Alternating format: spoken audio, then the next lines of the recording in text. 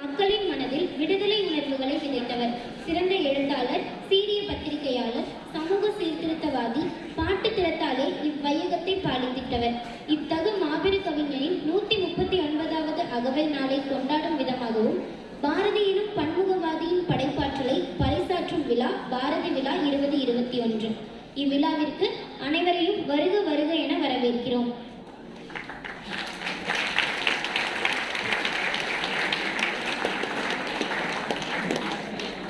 இவ்வினிய நிகழ்வினை விளக்கேற்றி ஒளிகூட்ட, திருவிளக்கேற்றி சிறப்பிக்க மேடையில் வீற்றிருக்கும் சான்றோர் பெருமக்களை அன்போடு அழைக்கிறோம்.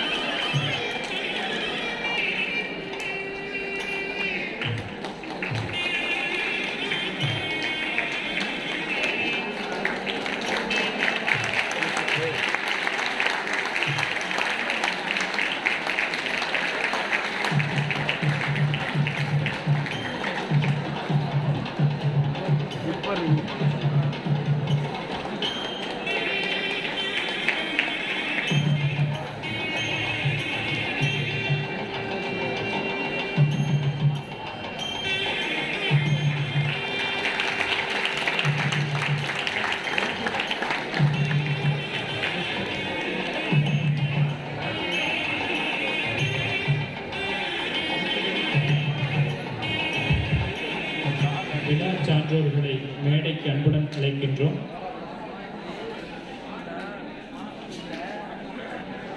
திருவிளக்கேற்றி சிறப்பிக்க சான்றோர் பெருமக்களுக்கு நன்றி.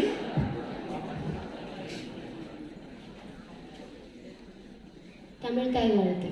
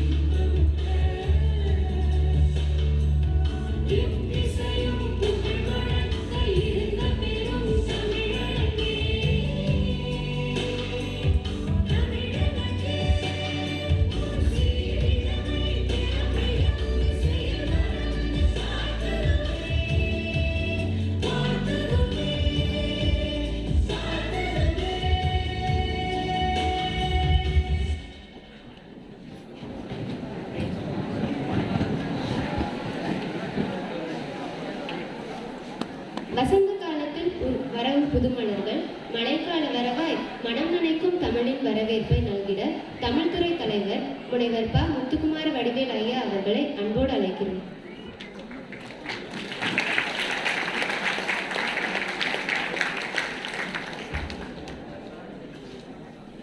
அனைவருக்கும் இனிய காலை வணக்கங்கள்.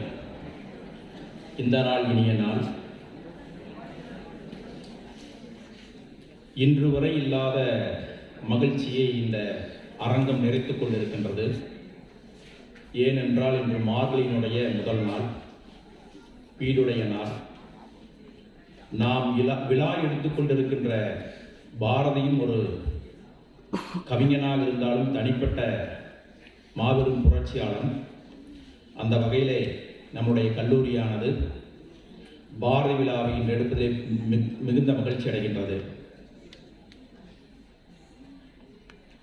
எச்செயலாக இருந்தாலும் அந்த செயலினுடைய நிறைவானது வெற்றியடைய வேண்டும் என்பது நம்முடைய இலக்கு. அந்த வகையிலே நாம் செய்கின்ற ஒவ்வொரு செயலுமே வெற்றியுடையதாகத்தான் இருக்கிறது என்பதிலே எந்த விதமான ஐயமும் இல்லை.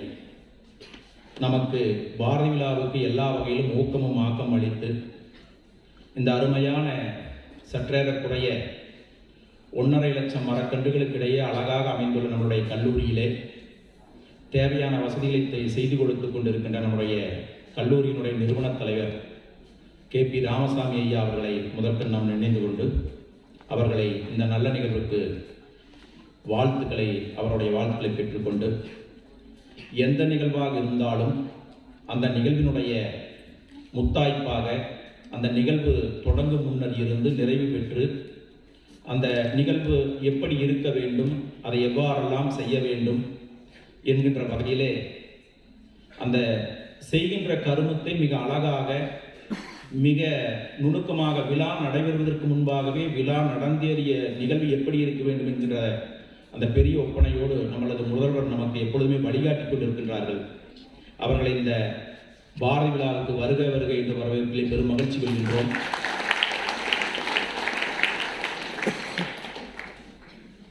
அடுத்தபடியாக சிறப்பு விருந்தினர் அவர்கள். சிறப்பு விருந்தினர்களுடைய தன்விவர குறிப்பை பார்த்தவுடனேயே ஒரு நீண்ட மலைப்பு. ஏனென்று கேட்டால் பாரதியை பற்றிய செய்திகள் மிக அதிகமாக நாம் கற்றிருக்கின்றோம், பார்த்திருக்கின்றோம். வாடும் பாரதியாக பாரதி பிறந்த மண்ணிலே பிறந்தவர், எட்டயபுரத்திலே. பாரதி படித்த கல்லூரியிலே படித்தவர். இப்பொழுது தமிழ்தாய் வாழ்த்தாக இருந்த நீராறும் கடல் உடுத்த என்கின்ற தமிழ்தாய் வாழ்த்தை பாடிய தேப்பே மீனாட்சி சுந்தரம் பிள்ளை அவர்களுடைய முதல்வராக இருந்த கல்லூரியிலே, இந்து கல்லூரியிலே படித்தவர்கள். பல்வேறு விருதுகளுக்கு சொந்தக்காரர், பல சாதனையாளர்கள். எண்ணி துணிக கர்மம் துணிந்தவன் எண்ணுவதென்பது இழுக்கு என்று சொல்வதற்கிணங்க தான் எடுத்துக்கொண்ட செயலிலே மிக உறுதியாகவும் இறுதியாகவும் இருந்து அதை மிகச் சிறப்பாக செய்கின்றவர். ஒரு சின்ன நிகழ்வு. இப்பொழுது பாரத பிரதமர் அவர்கள் சென்ற வாரம் காசியை நாட்டுக்கு அர்ப்பணித்தார்கள். காசி நகர்ப்புறத்து புலவர் பேசுகின்ற உரையை காஞ்சியிலே கேட்பதற்கோர் கருவி செய்வோம் என்று சொன்னார்கள். அந்த காஞ்சி என்று சொல்லப்படுகின்ற தென்தமிழகமாக இருக்கின்ற நம்முடைய மிக அழகாக கொங்கு தமிழ் விளங்குகின்ற கோவை மாவட்டத்திலே இன்று பொழிவதற்காக இன்றைய பாரதி வந்திருக்கின்றார்கள். அவர்களை வருக வருகின்ற வரவேற்பிலே பெரும் மகிழ்ச்சி கொள்கின்றோம்.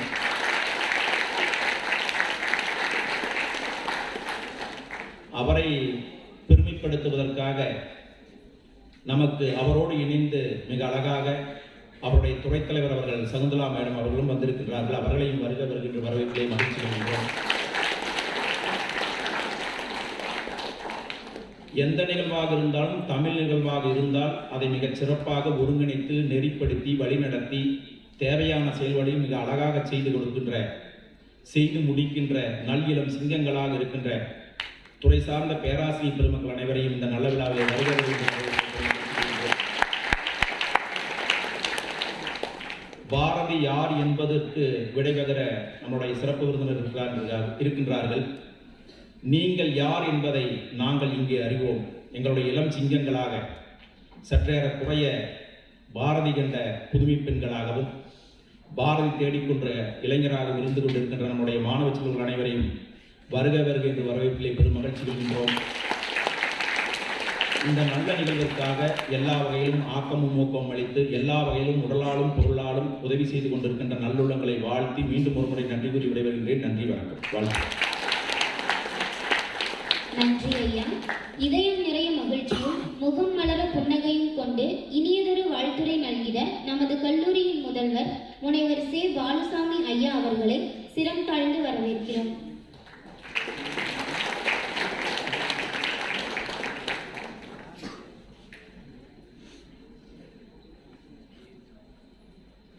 குருவே துணை, குருவுக்கு வணக்கம், தாய் தந்தைக்கு நன்றி. Good morning to 1.5% here. இன்றைய பாரதி விழா 2021 என்ற மாபெரும் விழாவிற்கு சிறப்பு விருந்தினராக வருகை புரிந்துள்ள முனைவர் சங்கர்ராமன் அவர்களை கேபிஆர் குழுமம் சார்பாகவும் கேபிஆர் கலை அறிவியல் சார்பாகவும் மீண்டும் ஒரு முறை வருக என வரவேற்கிறேன்.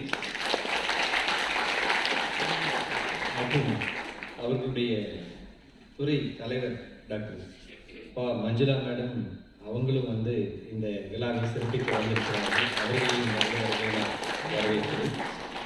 மீண்டும் இந்த பாரதி விழா சீரோடும் சிறப்போடும் என்று முதலாம் ஆண்டு மாணவர்கள் அனைவரும் நாம் இந்த மாபெரும் நிகழ்ச்சியை கண்டுகளித்துக் கொண்டிருக்கிறோம். இந்நிகழ்வை சீரோடும் சிறப்போடும் ஏற்பாடு செய்துள்ள துறை தலைவர் முத்துக்குமார வடிவேல் மற்றும் இந்நிகழ்வின் ஒருங்கிணைப்பாளர் பி அனுராதா மேடம் அண்ட் நம்மளுடைய மற்ற துறைகளுடைய தலைவர்கள், பேராசிரியர்கள், தமிழ் துறையுடைய பேராசிரியர்கள், மாணவர்கள் அனைவருக்கும் நெஞ்சம் நிறைந்த வாழ்த்துக்களையும் நன்றிகளையும் தெரிவித்துக் கொள்கிறேன். இது கேபிஆர் கலை அறிவியல் கல்லூரியில் நடக்கக்கூடிய 3வது பாரதி விழா. 2019ஆம் ஆண்டு இதே பாரதி விழாவுக்கு நம்மளுடைய ஆர்கேஆர் பேசினாங்க. அந்த வீணா ஹால் அப்படிங்கிறது அன்னைக்கு நம்மளுடைய மாணவர்கள் 120 பேர் இருந்தாலும் கூட அவ்வளோ ஒரு சிறந்த அரங்கமாக இருந்தது. அதற்கு அடுத்த முறையாக பார்த்துட்டிங்கன்னா லாஸ்ட் டைம் அவங்க சதாசிவம் அப்படிங்கிறவங்க வந்திருந்தாங்க இதே பாரதி விழாவுக்கு. இன்றைக்கி பார்த்துட்டிங்கன்னா இந்த மேடையை சங்கர்ராமன் அலங்கரித்து கொண்டுருக்கிறாங்க. இவங்க ஒவ்வொருத்தருமே வந்த சிறப்பு விருந்தினர்களுடைய சிறப்பை பார்த்துட்டிங்கன்னா ரொம்ப வித்தியாசமாக இருக்கும். நம்ம பாரதி என்ற கனவை நினைவு பண்ணிட்டு இருக்கிறதுல நம்மளுடைய கல்லூரியினுடைய தலைவருக்கு நிகர் வேறு யாரும் இருக்க முடியாது. அதை நீங்களே பார்த்துட்டு இருக்கிறீங்க. அந்த பெண் விடுதலை, பெண் சுதந்திரம், பெண்களுக்கு உண்டான அங்கீகாரம், அவங்களுடைய பொருளாதார சுதந்திரம், அவங்க நைட்டில் 1 மணிக்கு கூட யாரோட துணை இல்லாமல் போகணும். அதையெல்லாம் பார்த்துட்டிங்கன்னா நீங்கள் நம்ம கல்லூரி வளாகத்திலே பார்த்துட்டு இருப்பீங்க. நம்மளோட உமன் எஜுகேஷன் எங்கே அவங்களுக்கு 5th batch placement training is going ஆனுங்க. அந்த பொண்ணுங்களுக்கு ட்ரைனிங் நைட் 2 மணி வரைக்கும் நடக்குது. ஸோ பார்த்துட்டிங்க அப்படின்னு சொல்லிட்டா ஒரு 30,000 பெண்களுக்கு உண்டான வேலை வாய்ப்புங்க. ஒவ்வொரு வருடமே 4,000 to 5,000 பேருக்கு உண்டான அவங்களுடைய உயர்கல்வி. இதிலிருந்து கிராஜுவேட் ஆகி போனவங்க 25,000 பேர்த்துக்கு மேலே.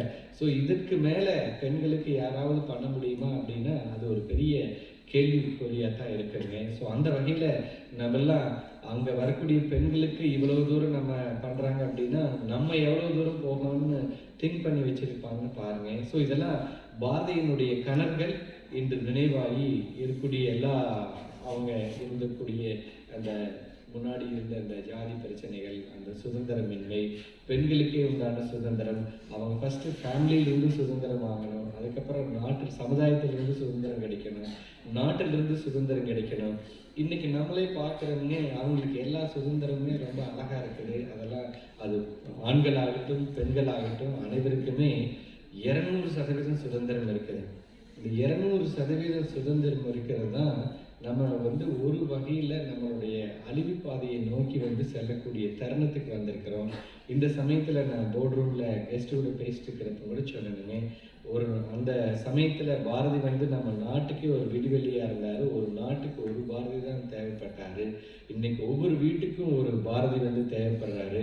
ஒரு சைடில் பார்த்துட்டிங்கன்னா நம்மளோட அச்சீவ்மெண்ட்ஸு, க்ரோத்து, ப்ராக்ரஸ் எல்லாம் பயங்கரமாக இருந்தாலும் கூட நம்மளுடைய செயல்களையும் சிந்தனைகளையும் நம்மளுடைய அந்த இன்னொருத்தர் கொடுக்கக்கூடிய அப்ரோச் பண்ணுறதையும் பார்த்துட்டிங்கன்னா ஒரு சின்ன சுய பரிசோதனை செஞ்சு பார்த்தோம்னா எங்கே நம்மளுடைய, ஏன்னா அவங்க தமிழ் துறை தலைவருங்க எனக்கு இன்னொரு பெரிய பெருமையாக இருந்தது அவங்க வந்தது.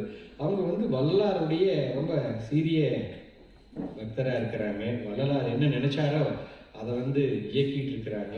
யூஎஸ்ல ஒரு நல்ல ஆர்கனைசேஷன் கூட கனெக்ட் ஆகி ஒவ்வொரு வருஷமும் 1.5 லட்சம் பேர்த்துக்கு அவங்களுக்கு உண்டான நன்மைகளை செஞ்சுட்டு இருக்குன்னு அவங்க பேசுனது ஒரு 2 நிமிஷமா இருந்தாலும் கூட ஒரு 2 வருஷத்துக்கு திங்க் பண்ண வேண்டிய விஷயம். அப்போ இந்த மாதிரி விஷயங்களை நோக்கி நம்ம போயிட்டுருக்கிறோமா? நம்ம வாழ்க்கையோட ஓட்டத்தில் எப்படி பெற்றோரை நம்ம மதிக்கிறோம், அவங்கள எவ்வளோ கண்ணியமாக வைக்கிறதுக்கு நம்ம ட்ரை பண்ணுறோம், நம்ம எவ்வளோ தூரம் ஒரு நல்ல செல்ஃப் டிசிப்ளின்டு ப்ராடக்டாக இருக்கிறோம். ஏன்னா இந்த கல்லூரி 3 ஆண்டுகள் அப்படிங்கிறது எந்த கல்லூரியில் எப்படி வேணாலும் இருக்கலாங்க. நம்ம கல்லூரியை பொறுத்த வரைக்கும் ஒரு மாணவரோ ஒரு மாணவியோ வெளியே போகிறப்போ அவங்கள ஒரு நல்ல பட்டதாரி, கூடவே ஒரு நல்ல வேலை வாய்ப்பு, கூடவே ஒரு நல்ல மனிதராக போகணும் அப்படிங்கிறது தான் நாங்கள் ஒவ்வொரு ப்ரோக்ராம்லையும் நம்ம அந்த லிட்ரேச்சர் ரிலேட்டடாக லிபரல் ஆர்ட்ஸ் ரிலேட்டடாக ப்ரோக்ராம் டிசைன் பண்ணுறப்போ நம்ம லைஃப் ஸ்கில்லையும் வந்து நம்ம இளைய சமுதாயத்துக்கு கொடுக்க வேண்டிய காலகட்டத்தில் அந்த இடத்துல இருக்கிறோம். அதை வந்து நம்ம சரியாக பார்க்கணும். ரொம்ப நேற்று கூட ஈவினிங் பேசிட்டு இருக்கிறப்போ ஒரு சின்ன அது வருத்தமாக தான் இருந்தது. இப்போல்லாம் பார்த்துட்டிங்கன்னா யங்ஸ்டர்ஸுங்க இந்த கூல் லிப்ஸ்டிக்ஸ்னு ஏதோ ஒரு அந்த பேரையே நான் இப்போ தான் ஃபஸ்ட்டாக கேட்குறேங்க. இது ஒரு ட்ரக் அடிக்ட்டுங்களா. இந்த ட்ரக் அடிக்ட் வந்துங்க அவங்க வந்து அவங்களுடைய அழிவு பாதையை நோக்கி அவங்களே எடுத்துகிட்டு போயிட்டுருக்காங்க.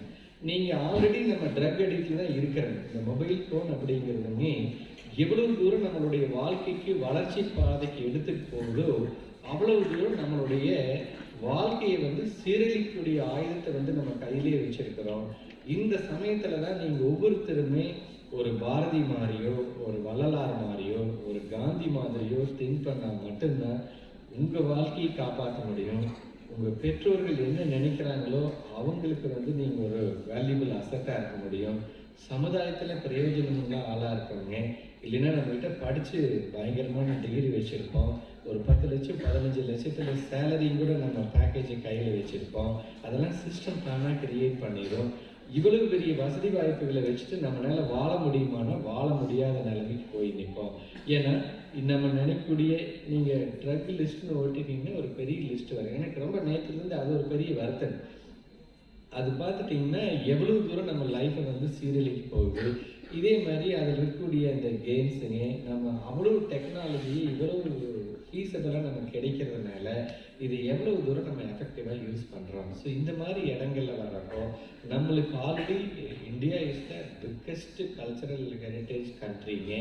நம்ம பெரியவங்க ஆல்ரெடி சமுதாய சீர்திருத்தவாதிகள் அவங்க வாழ்ந்துட்டு போன வாழ்க்கை வரலாறு சந்தர்ப்பம் கிடைக்கிறப்பெல்லாம் வச்சு வாழ்க்கை வரலாறு ஒரு 10 பேஜ் இருக்கும் 20 பேஜ் இருக்குங்க. ஒரு 20 ரூபா கொடுத்தோ அல்லது நம்ம லைப்ரரியில் நிறைய புக்ஸ் இருக்குங்க. அட்லீஸ்ட் வாரத்துக்கு ஒவ்வொருத்தருடைய வாழ்க்கை வரலாறு படித்தோம்னா நம்ம இப்போ எவ்வளோ பெரிய பாதையில் போயிட்டுருக்குறோம், ஆல்ரெடி நமக்கு எவ்வளோ நல்ல ஷேஃபான ரூட் இருக்குதுங்கிறத அண்டர்ஸ்டாண்ட் பண்ண வேண்டிய நேரம் இதுதான். என்னோட சின்ன வேண்டுகோள், உங்கள் அம்மா அப்பா நீங்கள் நிறையா செல்லம் கொடுத்தாலும் கூட ஒரு சில நமக்கு அவசியம் இல்லாத வசதி வாய்ப்புகள்லேருந்து நீங்கள் கொஞ்சம் தள்ளி இருந்து உங்களுக்கு என்ன தேவை இருக்குது, நீங்கள் என்னென்ன விஷயங்களை ப்ராக்டிஸ் பண்ணணும், எங்கே நம்ம வந்து சரியாக இருக்கணும், இப்போ சரி பண்ணலைன்னா நம்ம எப்பவுமே சரி பண்ண முடியாது. ஏன்னா அதுக்கும் எக்ஸாம்பிள் நம்ம வீட்டில் நம்ம அம்மா தான். நீங்கள் வீட்டில் ஏதோ ஒரு ஸ்வீட் போட்டிருப்பாங்க, காலத்தை பயிர் செய்யுன்னு சொல்லிட்டு அழகாக சொல்லுவாங்க. நம்மளும் தமிழில் படிச்சிருக்கோங்க. நீங்கள் ஏதோ ஒரு மைசூர் பாவே போடுறாங்க அப்படின்னா நீங்கள் அம்மா எடுக்கக்கூடிய டெசிஷன் ஒரே நிமிஷமாக தான் இருக்குங்க. அவங்க அப்படியே அந்த அந்த ஒரு கரெக்டான பக்குவத்தில் எடுத்து அந்த மைசூர் தட்டில் போட்டு என்ன சைஸில் வேணாலும் கட் பண்ணுவாங்க. என்ன சாஃப்ட்னஸ் எக்ஸ்பெக்ட் பண்ணுறாங்களோ அவங்க எக்ஸ்பீரியன்ஸில் அழகாக ரெடியாக எடுத்து வைப்பாங்க. நம்மளும் அதை சுவைப்போம், வர விருந்தாளிகளுக்கு கொடுப்போம், ஃப்ரெண்ட்ஸுகளுக்கு கொடுப்போம். ஒரு 2 நிமிஷம் தள்ளியோ 2 நிமிஷத்துக்கு முன்னாடியோ எடுத்துட்டாங்கன்னா அதோட ஷேப் எப்படி இருக்கோ அதோட டஃப்னஸ் எப்படி இருக்குன்னு நமக்கே தெரியும். அது மாதிரியாக இந்த ஒரு 3 ஆண்டுகள் வந்து நம்ம எப்படி அந்த மைசூர் பாவை எடுத்து வார்க்கிறோமோ சரியான நேரத்தில் நல்ல சிந்தனைகளையும் நல்ல எண்ணங்களையும் நல்ல செயல்பாடுகளையும் செய்யாமல் விட்டுட்டோம்னா நம்ம வாழ்நாள் பூரா அந்த 2 நிமிஷம் கழிச்சு எடுத்த அந்த மைசூர் பாத்தாக்கில் அது எந்த ஷேப்புக்குமே கொண்டு வர முடியாது. வாழ்நாள் பூரா வந்து அது எதுக்குமே பயன் இல்லாமல் கொண்டு போய் ஒரு வேஸ்ட் டப்பாவில் தான் போடுவாங்களே, அதை யூஸ் பண்ணணுங்கிற ஒரு லெவலுக்கு வர மாட்டாங்க. ஸோ இந்த ஒரு நல்ல நேரத்தில் ஒரு அருமையான நிகழ்ச்சியில் இந்த பாரதி விழா உண்மையிலுமே ஒரு எழுச்சியான விழாவாக இருக்கணும். நீங்கள் ஒரு நல்ல ஓட் டேக்கிங் எடுத்துக்கணும். ஏன்னா உங்கள் அருகில் அமைஞ்சிருக்கக்கூடிய உங்களுடைய ஃப்ரெண்டு பாயாக இருக்கலாம், கேர்ளாக இருக்கலாம், இன்னொரு 20 வருஷம் கழிச்சு 25 வருஷம் கழிச்சு ஃபஸ்ட்டு அவங்கள நல்ல கண்டிஷனில் நீங்கள் பார்க்கணும். ஒரு கண்ணியமான வாழ்க்கை வாழ்ந்துட்டு இருக்கிறாரு அப்படிங்கிற ஒரு எண்ணம் நமக்கு இருக்கணும். இதில் இருக்கக்கூடிய ஒருத்தர் வந்து சீர்குலைஞ்சிட்டாங்கன்னா கூட அதுக்கு நம்மளும் ரெஸ்பான்சிபிளாக இருந்திருக்கலாமோ அப்படின்னு ஒரு சின்ன இதை வந்து ஒரு வேண்டுகோளாக வச்சுட்டுங்க. நிச்சயமாக நம்ம மாணவர்கள் யாரும் அப்படி தடமாறி போக மாட்டாங்க. போனாலும் சரியாக உங்களுடைய டியூட்டரோ அல்ல துறை தலைவரோ எப்போ வேணாலும் சொல்லி அவங்கள அருமையான இடத்துக்கு மாற்றி ஒரு வித்தியாசமான ஒரு இடத்துக்கு கொண்டு போகணும் அப்படிங்கிறத அனைவருடைய எண்ணமாக இருக்குங்க. ஸோ இந்த ஒரு நல்ல தருணத்தில் இவ்வளோ பெரிய விழாவை ஏற்பாடு செய்த தமிழ்துறை தலைவர் மற்றும் பேராசிரியர்கள் அனைவருக்கும் மீண்டும் ஒரு முறை வாழ்த்துக்களை கூறி நன்றி கூறி விடைபெறுகிறேன். நன்றி.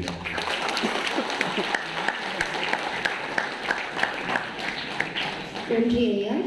இவர் விழாவிற்கு எத்தகு பொருத்தமானவர். பாரதியின் மண்ணில் உதித்து அவர் பாடசாலையில் படித்து பாரதியின் பெருமைகளை பாரதிர பரப்பியவர். இத்தகு பெருமை மிகு சிறப்பு விருந்தினர் அவர்களை அறிமுகம் செய்திட மாணவி செல்வி அனுகீர்த்தனா அவர்களை மேடைக்கு அழைக்கிறோம்.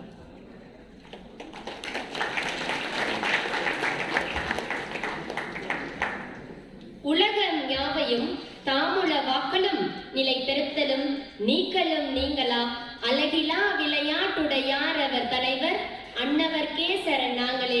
இது கம்பனின் கடவுள் வாழ்த்து.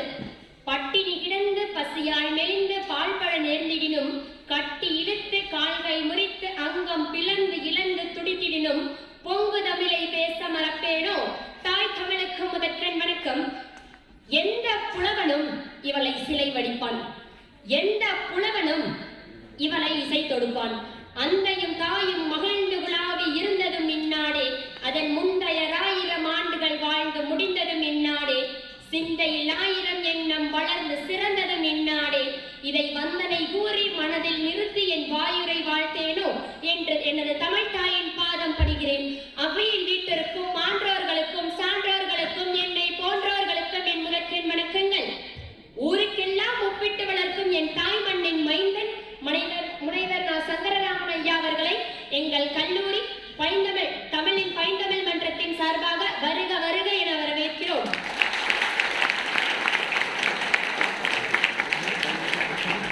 பல வேடிக்கை மனிதரை போல நானும் வீழ்வேன் என நினைத்தாயோ?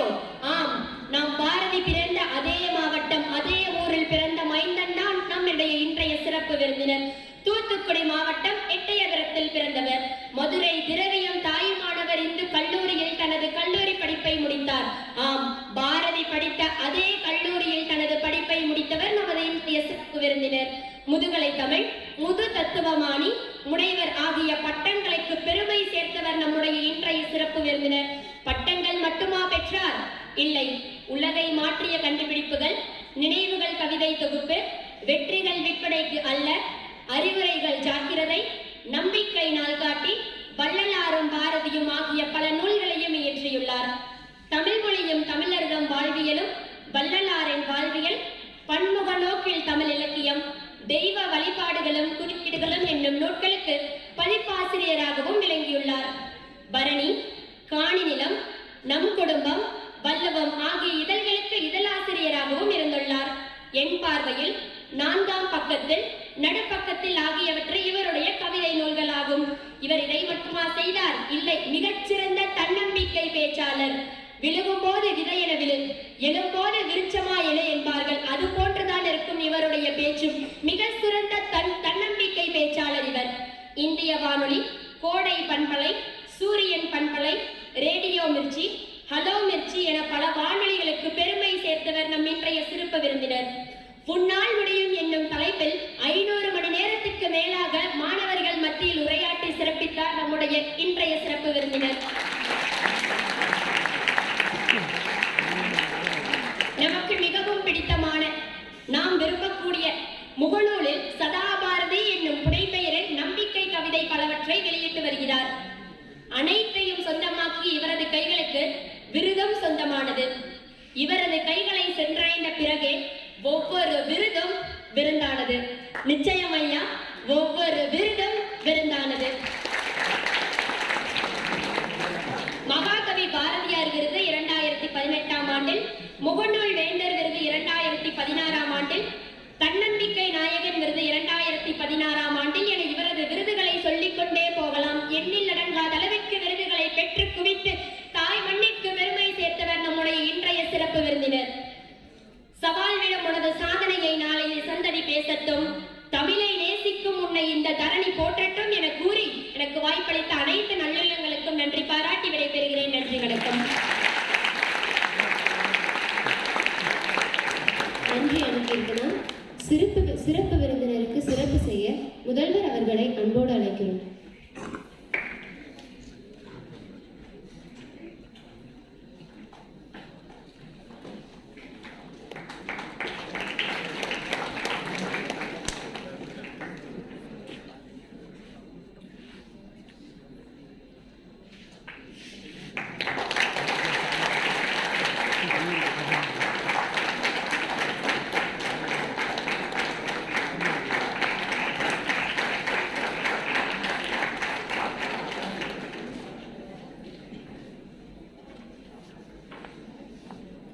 சிறப்பு விருந்தினருக்கு எங்கள் மாணவியின் கைவண்ணத்தில் உருவாக்கிய ஒரு அன்பு பரிசு.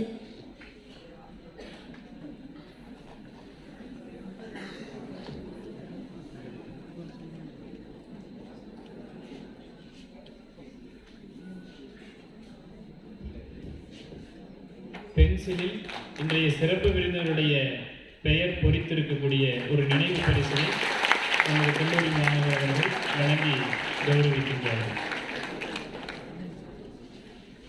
முதல்வர் அவர்களுக்கு தமிழ்துறை பைந்தமிழ் மன்றத்தின் சார்பாக ஒரு அன்பு பரிசு.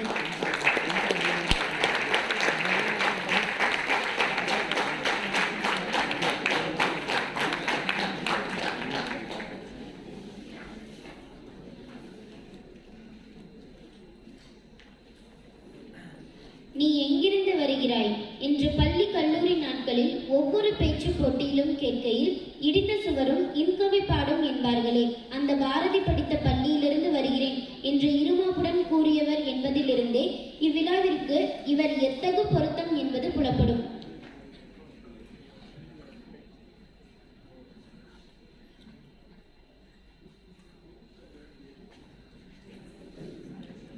சிறப்பு விருந்தினர் ஐயா அவர்களை மேடைக்கு அழைக்கிறோம்.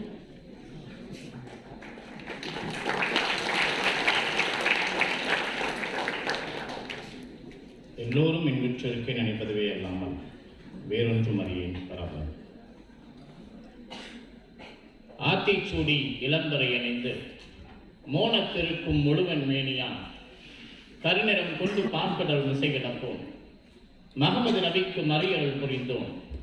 இயேசுவின் தந்தை எனப்பல மதத்தினர் உருவகத்தாலே உணர்ந்துணராது பல வகையாக பரவிடும் பரம்பொருள் ஒன்றே, அதன் இயல்பு ஒளியுறும் அறிவான். அதனிலை கண்டார் அள்ளலை அகற்றினார், அதனருள் வாழ்த்தி அமர வாழ்வுயிர். என் மகாகவியை வணங்கி இந்த இனிய உரையை தொடங்குகிறேன். மேடையில் வீற்றிருக்கக்கூடிய முதல்வர் அவர்களே, தமிழ்துறை தலைவர் அவர்களே, இந்த நிகழ்வை அருமையாக ஒருங்கிணைத்துக் கொண்டிருக்கக்கூடிய பேராசிரியர் அவர்களே, மேடையில் இடமில்லாத காரணத்தால் கீழே அமர்ந்திருக்கும் என் அன்பு மாணவ செல்வங்கள் உங்கள் அத்தனை பேருக்கும் இந்த தருணத்தில் வணக்கத்தையும் வாழ்த்துக்களையும் தெரிவித்துக் கொள்கிறேன். பேசும்போது அப்பப்போ கைதட்டிடுங்க, இல்லைன்னா நான் தூங்கிடுவேன், இல்லைன்னா நீங்கள் தூங்கிடுவீங்க. இந்த அற்புதமான நிகழ்வுக்கு என்னோடு வந்து எனக்கு முன்னால் அமர்ந்திருக்கக்கூடிய என்னுடைய தமிழ்துறை தலைவர் அவர்களையும் உங்கள் அத்தனை பேருடைய சார்பாக வருபவர்கள் என்று வரவேற்றுக் கொண்டு, உண்மையிலே இன்னைக்கு எனக்கு ஒரு டெஸ்ட். என்ன டெஸ்ட் அப்படின்னா, நீ ஒழுங்கா பேசுறியா அப்படின்னு என் கூடயே ஒரு ஆளை கூப்பிட்டு வந்திருக்கேன். என் காலேஜில் இருந்து போகிற பக்கம்லாம் போகும்போதெல்லாம் அவங்ககிட்ட தான் ஓடி வாங்கிட்டு போகணும். இந்தடா அவங்களே நேராக வந்து பக்கத்தில் உட்காந்துருக்கிறாங்க. ரெண்டாவது விஷயம், அவங்க ஒரு துறை தலைவர், இங்கே ஒரு துறை தலைவர். இவங்க ரெண்டு பேர் முன்னாடி நான் பேசுவேன். இது எல்லாவற்றுக்கும் மேலாக மிகச்சிறந்த தகுதி வாய்ந்த ஒரு முதல்வர் அவங்க உட்காந்துருக்கிறாங்க. இதெல்லாம் தாண்டி ஒரு அற்புதம் என்னன்னா, ஒரு குட்டி குழந்தை, கொஞ்ச நேரம் கழிச்சு பாரதிக்குள்ளே போகலாம், ஒன்றும் பிரச்சனை இல்லை. ஒரு குட்டி குழந்தை ஒரு புத்தகம் படிச்சுட்டு இருந்தது. 3 வயசு தான் அந்த குழந்தைக்கு. அப்பா வேகமாக வந்து பரவாயில்லையே, ரொம்ப அற்புதமாக ஒரு புத்தகம் படிக்கிறாங்க. என்னடா புத்தகம் படிக்கிறேன்னு வாசித்து பார்த்து அந்த புத்தகத்தினுடைய அட்டையில் போட்டுக்குது, குழந்தைகளை வளர்ப்பது எப்படி, குழந்தைகளை வளர்ப்பது எப்படி. யார் படிச்சுட்டு இருக்கிறார்? குட்டி குழந்தை. அப்பாவுக்கு ஆச்சரியம், இந்த புக்கை என்ன நீ படிக்கிற, நான் தாண்டா படிக்கணும் போது அந்த குழந்தை படிச்சுக்கிட்டே சொல்லிச்சான், இல்லை இதில் போட்டிருக்க மாதிரி நீ வளர்க்குறியான்னு நான் டெஸ்ட் பண்ணுறேன், அதுக்காக நான் இந்த புத்தகத்தை படிச்சுட்டு இருக்கிறேன், ஒவ்வொன்றா டிக் பண்ணிட்டு இருக்கேன். அதுபோல பாரதியை பற்றி பேசுவதற்கு வந்தபோது என்னை அறிமுகம் செய்தது ஒரு பாரதி. இங்க முன்னாடி ஒரு 5-6 பாரதி உட்கார்ந்துருக்காங்க. மீசை முளைத்த பாரதி, மீசை வரைந்த பாரதி, கம்பீர பாரதி, கண்ணாடி போட்ட பாரதி, மாஸ்க் போட்டு வெளியிலிருந்து வந்த பாரதி, இத்தனை பாரதிகளை ஒழுங்கே பார்க்கக்கூடிய ஒரு அற்புதமான இடத்துல நான் அமர்ந்திருக்கிறேன்.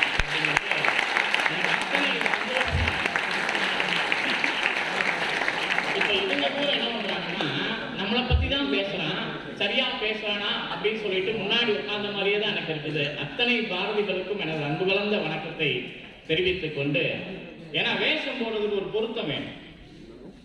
இங்க இருக்கிற முன்னாடி போட்டோல பாத்தீங்கன்னா தெரியும், இங்க இருக்கிற அத்தனை பாரதிகளுக்குள்ளும் ஒரு பாரதி இருக்கிறான், அவனும் கம்பீரமாக இருக்கான். அதான் முக்கியம். ஏன்னா பாரதி வேஷம் போட்டுட்டு அவையார் மாதிரி நடந்து வரக்கூடாது. அச்சமில்லை அச்சமில்லை அச்சம் என்பதில்லையே அப்படின்னு நம்ம பாட்டு பாடணும்னா எப்படி இருக்கணும்? உணர்வுல எந்திரிக்கணும். எல்லாம் இந்த கதவுக்கு பின்னாடி எட்டி பார்த்துட்டு அச்சமில்லை போயிட்டானாவே, அச்சமில்லை அப்படின்னு எட்டி பார்த்தோம்னா அது பாரதி அல்ல. உங்கள் எல்லாருக்குள்ளும் பாரதி இருக்கிறான். அந்த பாரதியை தான் நான் உங்கள்கிட்ட பேசணும். எங்கிருந்து வந்திருக்கிறாய் அப்படின்னு கேட்கும் போது, இடிந்த சுவரும் வெண்கவி பாடும் என்பார்களை மகாகவி பாரதி படித்த பள்ளியிலிருந்து வருகிறேன் அப்படின்னு நான் சொன்னதா என்னுடைய எவ்வளவு டீட்டெயில் கலெக்ட் பண்ணியிருக்காங்கன்னு இதை தெரியுது. ஏன்னா என் ப்ரொஃபைல நான் கொடுக்கல. என் ஃபேஸ்புக்கில் போய் என் ஃபேஸ்புக்கில் ஒரு 4 நாளைக்கு முன்னாடி அந்த டீட்டெயில் எடுத்து கலெக்ட் பண்ணி வச்சிருக்கிறாங்கன்னா என்ன அர்த்தம்னா, எல்லா டீட்டெயிலும் இங்கே இருக்குது, நீ பேசி பார்ப்போம் அப்படிங்கிற ஒரு இடத்துல தான் நான் இன்னைக்கு உட்கார்ந்துருக்கிறேன். உண்மையிலே ரொம்ப சந்தோஷப்பட்டேன். இவர்கள் சொல்ல மறந்த சில விஷயங்களை சொல்லிட்டு நான் நேரா பாரதிக்கும் எனக்கும் என்ன தொடர்புங்கிறத சொல்லிட்டு பாரதியை பேசுறேன். முதல் விஷயம், நான் பிறந்த ஊர் எட்டயபுரம். மகாகவி பாரதி பிறந்த அந்த ஊரிலே இன்னமும் சொல்ல போனால் அவர் வீட்டில இருந்து சரியா 2வது வீட்டில் தான் என்னுடைய தாத்தா இருந்தாரு. அந்த வீட்டில் தான் நான் பிறந்தேன். என்னுடைய தாத்தாவுடைய அவருடைய அப்பா நிச்சயமாக பாரதியோட பழகியிருக்கலாம். ஆனால் நான் பிறந்த இடம் எட்டயபுரம். 2வது நான் படித்த பள்ளி 1997 வருடம் நான் 10th படிக்கிறேன். டக்குன்னு கணக்கு போட்டு வயசு கண்டுபிடிச்சுவான். 1997 வருஷம் நான் 10th படிக்கிறேன். அந்த 10th படிக்கும்பொழுது வகுப்பறையில் உட்கார்ந்துருக்கிறேன். இந்த வகுப்பறையில் உட்கார்றதை விட கொடுமை உலகத்தில் வேற எதுவும் கிடையாது. அதனால தயவு செய்து இங்க வகுப்பறையில் உட்கார்ந்து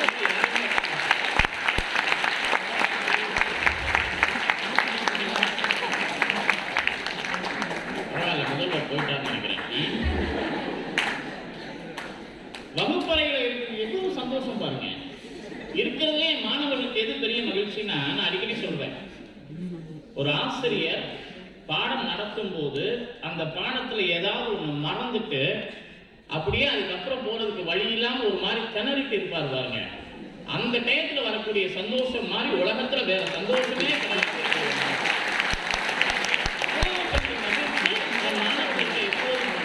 காரணம் என்னன்னா, நம்ம படித்த பாடு வேற ஒன்றும் கிடையாது. 11 மணிக்கு பேச கூப்பிட்டுருக்குறோம், 11 மணி 12 மணிக்கு சாப்பாடு நேரத்தில் போய் நான் ரொம்ப பெரிய இலக்கிய விஷயங்கள்லாம் நம்ம பேசணும் அப்படின்னா, நாளைக்கு போகும்போது இல்லை போட்டோவில் கூட ஃபேஸ்புக்கில் கூட கமெண்ட் பண்ணுவோம், இந்த ஆள் தான் யாரும் கூப்பிடாதீங்க. 12 மணிக்கு வந்து அவையார் பாட்டு பாடிட்டு இருக்கிறாங்க. அதனால பாரதியோடு பேச வந்திருக்கிறேன். ரொம்ப அற்புதமான விஷயம். நான் பிறந்தது சொன்னேன், படித்தது 1997 10th நான் படிக்கும் பொழுது திடீர்னு பயங்கரமான மழை ஒரு நாள். இந்த மழை பெய்யும் போது நம்ம எங்க போவோம் பெரும்பாலும் அப்படின்னா, எங்கேயாவது ஒதுங்கிறதுக்கு இடம் பார்ப்போம். பள்ளிக்கூடத்துல எங்கடா போய் ஒதுங்கலாம்னு எல்லா கிளாஸும் நடக்குது. சரி, நம்ம கிளாஸ்லயே ஒதுக்கிட்டோம்னா பெரிய ஆபத்து அது. அதனால அதை தாண்டி கொஞ்சம் தள்ளி போனா மாடிக்கு போனா லைப்ரரி இருந்துச்சு. அங்கதான் பெரும்பாலும் யாரும் வரமாட்டோம். அதனால அந்த இடத்துல போய் ஒதுங்கி நிற்கிறேன். அங்க நிற்கும் பொழுது அங்க இருக்கக்கூடிய அந்த லைப்ரரி சார் பார்க்குறாரு, என்னடான்னாரு, சார் மழை பெய்யுது, நான் உட்கார்றேன் அப்படின்ட்டு உட்கார வச்சார். 10th உட்கார வச்சுட்டு அப்படி மெதுவா பார்க்கல, மேல ஒரு பெரிய படம் ஒன்று இருந்துச்சு. யாருடைய படம் அப்படின்னு அவர்கிட்ட கேட்கிறேன், எனக்கு தெரியாது அப்போ வரைக்கும். அதுதான் மகாகவி பாரதியுடைய படம். 10th படிக்கிற வரைக்கும் எனக்கு பாரதி யாருன்னு தெரியாது அப்படிலாம் சொல்ல மாட்டேன், தெரியும். ஆனா அந்த பாரதி இப்படித்தான் நம்ம இருக்கோம் அப்படின்னு ஒரு கற்பனை பண்ணி வச்சுக்கிறோம் இல்லையா? அந்த கற்பனைக்கு அப்பாற்பட்ட படம் தான் மகாகவியுடைய படம். பாரதி தன் வாழ்நாள்ல மொத்தமா அவன் எடுத்துக்கிட்ட போட்டோ எவ்வளவு தெரியுமா? வெறும் 5 போட்டோ தான். ஆனா இன்னைக்கு நம்ம என்ன பண்ணிட்டு இருக்கிறோம், கையில ஒரு செல்ஃபியை வச்சுக்கிட்டு அந்த டைமிங் வேற வச்சுக்கிறான். ஒரு 5 நிமிஷத்துக்குள்ள 100 போட்டோ எடுத்து அதுவும் அந்த ட்ரெயின் வரும்போது ஒருத்தர் எடுத்து உள்ளே போயிட்டான், பாத்தீங்கன்னா தெரியும் இல்லையா? அந்த ட்ரெயின் வேகமா வருதா, இங்க இருந்து செல்ஃபி எடுக்கணும்னா அந்த செல்ஃபி எடுத்துட்டு போறான். அந்த செல்ஃபி எடுக்கும் போது அவன் முகம் போகக்கூடிய அந்த போக்கு இருக்கு பாருங்க, நாக்க மடிச்சு ஒரு சைடா வெளியில தள்ளி விட்டுட்டு அதை எடுக்கும் பொழுது இருக்கக்கூடிய அந்த போட்டோ, தயவு செய்து அந்த போட்டோவை மட்டும் இரவு பார்த்துட்டு தூங்காதீங்க, உங்களால் தூங்க முடியாது. அங்க போய் நான் மகாகவியுடைய இந்த படத்தை பார்க்கிறேன், பார்க்கும் பொழுது எனக்குள்ள ஒரு உணர்வு, அந்த உணர்வை இப்ப சொல்ல தெரியல. எங்க ஆசிரியர் சொல்றாரு, இதான் மகாகவியுடைய படம் தான். அப்புறம் இன்னொரு விஷயத்தை எனக்கு பதிவு பண்றாரு. என்ன தெரியுமா பதிவு பண்ணாரு? நீ எந்த கிளாஸ்லான்னு கேட்டாரு. நான் 10th B சார்னேன். 10th B தானே, அந்த கிளாஸ்ல தான் உட்காந்து படிச்சுட்டு இருக்கிறேன். உனக்கு தெரியுமா, நீ படித்து சரியாக 100 வருடங்களுக்கு முன்னாடி 1895 இருந்து 1897 வரை மகாகவி அமைந்து படித்த அந்த வகுப்பறையில் 97 சரியா 100 வருஷம் கழிச்சு படிச்ச ஒரு பெரிய பெருமை எனக்கு கிடைச்சது. அதனாலதான் இவர்கிட்ட இருந்து நம்ம ஏதாவது ஒண்ணு திருடிக்கலாமா அப்படின்னு பார்த்தேன். மகாகவிட்ட இருந்து என்ன திருட? இப்போ இவங்கெல்லாம் வந்து கவியா மகாகவியா வந்திருக்காங்க. இந்த மாதிரி நம்ம கல்லூரிக்கு போக முடியாது. ஒரு நாள் வேணா நம்ம பண்ணிக்கலாம். வேற என்ன பண்ணலாம்? அவரை மாதிரி நிறைய கவிதை எழுதலாமா அப்படின்னு யோசிச்சு பார்த்தா நம்ம தமிழே தள்ளாடும் அந்த வயசுல. அப்ப நம்ம அதை செய்ய முடியாது. வேற என்னெல்லாம் செய்யலாம்னு யோசிச்சு பார்த்துட்டு உடனடியாக அவர்கிட்ட இருந்து ஏதாவது ஒண்ணு காப்பி அடிக்கலான்னு பார்த்துதான். அப்படி காப்பி அடிச்சதுதான் என் நெத்தியில் இருக்கக்கூடிய இந்த நாமம். 97 இருந்து இந்த நிமிடம் வரை இந்த நாமத்தை என்னுடைய அடையாளமாக வச்சு. நாமம் இல்லாம என்னை பார்க்கவே முடியாது. இருந்தாலும் உங்களை பார்க்க முடியல சார் அப்படின்னு சொல்லுவாங்க சில பேர். அது வேற. நாமம் இல்லாமல் என்னை பார்க்க முடியாத காரணம் என்ன என்று சொன்னா, இது என் அடையாளமாக நான் தூக்கிச்சு. சில நேரங்கள் என்ன பண்ணுவா, எங்கேயாவது வாத்தியார் கிளாஸுக்கு போகும்பொழுது சில பசங்கள்கிட்ட நான் பேர் சொல்ல மறந்துட்டேன் அப்படின்னா, அவன் என்ன பண்ணுவான், கரெக்டா கண்டுபிடிச்சான். யாரா வந்த நாமம் போட்டு ஒரு சார் அப்படின்னு கரெக்டா ஐடென்டிஃபை பண்ணி வச்சு. இந்த நாமம் பாரதியார் எனக்கு. சரி, அங்க முடிச்சாச்சு. திருநெல்வேலியில படிச்சு முடிச்சாச்சு. அந்த பள்ளியில தான் வந்து மனோன்மணியம் சுந்தரமணியன் முதல்வர் அங்கதான். சிறுகதை மன்னன் சொல்லக்கூடிய புதுமை பித்தன் அவர் படிச்சது அங்கதான். வாவு சிதம்பரனார் அவர் படிச்சது அங்கதான்.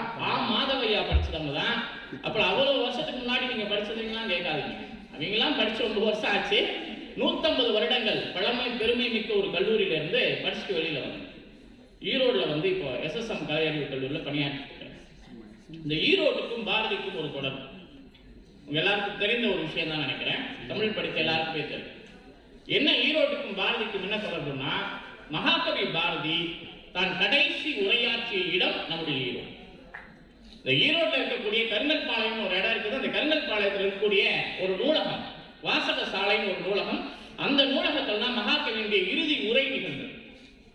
ஆகஸ்ட் 31ஆம் தேதி 1921 வருடம் கிட்டத்தட்ட அந்த உரை நிகழ்ந்து இப்ப 100 நம்ம கொண்டாடணும். அந்த உரை நிகழ்ந்த இடம் ஈரோட்டில் இருக்கக்கூடிய அந்த கருங்கல்பாளையம் நூலகம். அந்த கருங்கல்பாளையம் நூலகத்துல தான் நான் என்னுடைய பாரதியுடைய புதிய ஆத்திசூடி அப்படின்னு ஒரு புத்தகத்தை வெளியிட்டேன். மகாகவியுடைய எள்ளு பேரை நிரஞ்சன் பாரதி வர வச்சு அவன் பாட்டனார் இடத்துல, எனக்கும் எல்லாருக்குமே அவன் பாட்டனார் தான், அப்படிப்பட்ட ஒரு இடத்துல அவனுடைய புத்தகத்தை வெளியிடக்கூடிய ஒரு வாய்ப்பு கிடைச்சு. சரி, இப்ப ஈரோடுக்கு பாரதி வரான். உங்க எல்லாருக்குமே தெரியும் பாரதி என்னாச்சு அப்படின்னா, எப்படி நான் செத்து போனா அப்படின்னு யார்த்தையா கேட்டோம் அப்படின்னா, யானை வீழ்ச்சி செத்து போனாமா, யானை தள்ளி விட்டு செத்து போனான்னா. நிச்சயமாக தமிழ் படித்தவர்கள் யாரும் அப்படி சொல்லக்கூடாது. மகாகவியை யானை தள்ளி விட்டது பார்த்தசாரதி கோயில்ல. எப்போ அப்படின்னா, அந்த வருடத்துல 1921 ஜூன் மாதத்துல அந்த நிகழ்வு நடக்குது. இவர் தான் எதையும் கேட்க மாட்டார்ல, மனுஷன் அப்படிப்பட்ட மனுஷன். அங்க யானை இதா இருக்கிறா போகாதான்னு கேட்டா, நான் போனா என்னன்னு போயிட்டார். தேங்காய் வளத்தோட போறார். யானை அந்த கரும்பு தின்னுட்டு இருக்குது போல. இவர் போய் பழத்தை கொடுத்த உடனே, அந்த கரும்பு தான் நான் தின்னுட்டு இருக்கேன், அது ஏற்கனவே மதம் பிடிச்சிருக்குது. இவர் தலப்பாக கட்டிட்டு போனோம், வேகமா ஒரு தட்டு தட்டி விட்டுட்டார். நல்ல வேலை தலைக்கு வந்தது தலப்பாக விட்டு போச்சுன்னு பழமொழி சொல்லுவாங்களா, அது பாரதிக்கு தான் தெரியாது. அதை தட்டி விட்டோம்னா கீழே விழுகிறார். கீழே விழுந்து சரியா அந்த யானையுடைய கால்களுக்கு இடையில கிடக்கிறாரு. நினைச்சிருந்தா யானை மிதிச்சிருக்கலாம். அப்படியே யானை தடுமாறி நின்னதான். அதான் ஒரு கவிஞர் அழகாக சொல்லுவான். என்ன தெரியுமா சொல்லுவான், எல்லோருக்கும் யமன் எருமையில் வருவான், நீ மகாகவி அல்லவா, அதனாலதான் உனக்கு எருமை எதிர வந்திருக்கான், யானைகளை வந்திருக்கிறான், அதனால நீ மகாகவி. ஏன் மகாகவி 39 வயசுல செத்து போனா அப்படின்னு சொல்றதுக்கு பல்வேறு காரணம் சொல்லுவாங்க. கவிஞர்கள் ரொம்ப அழகா சொல்லுவாங்க.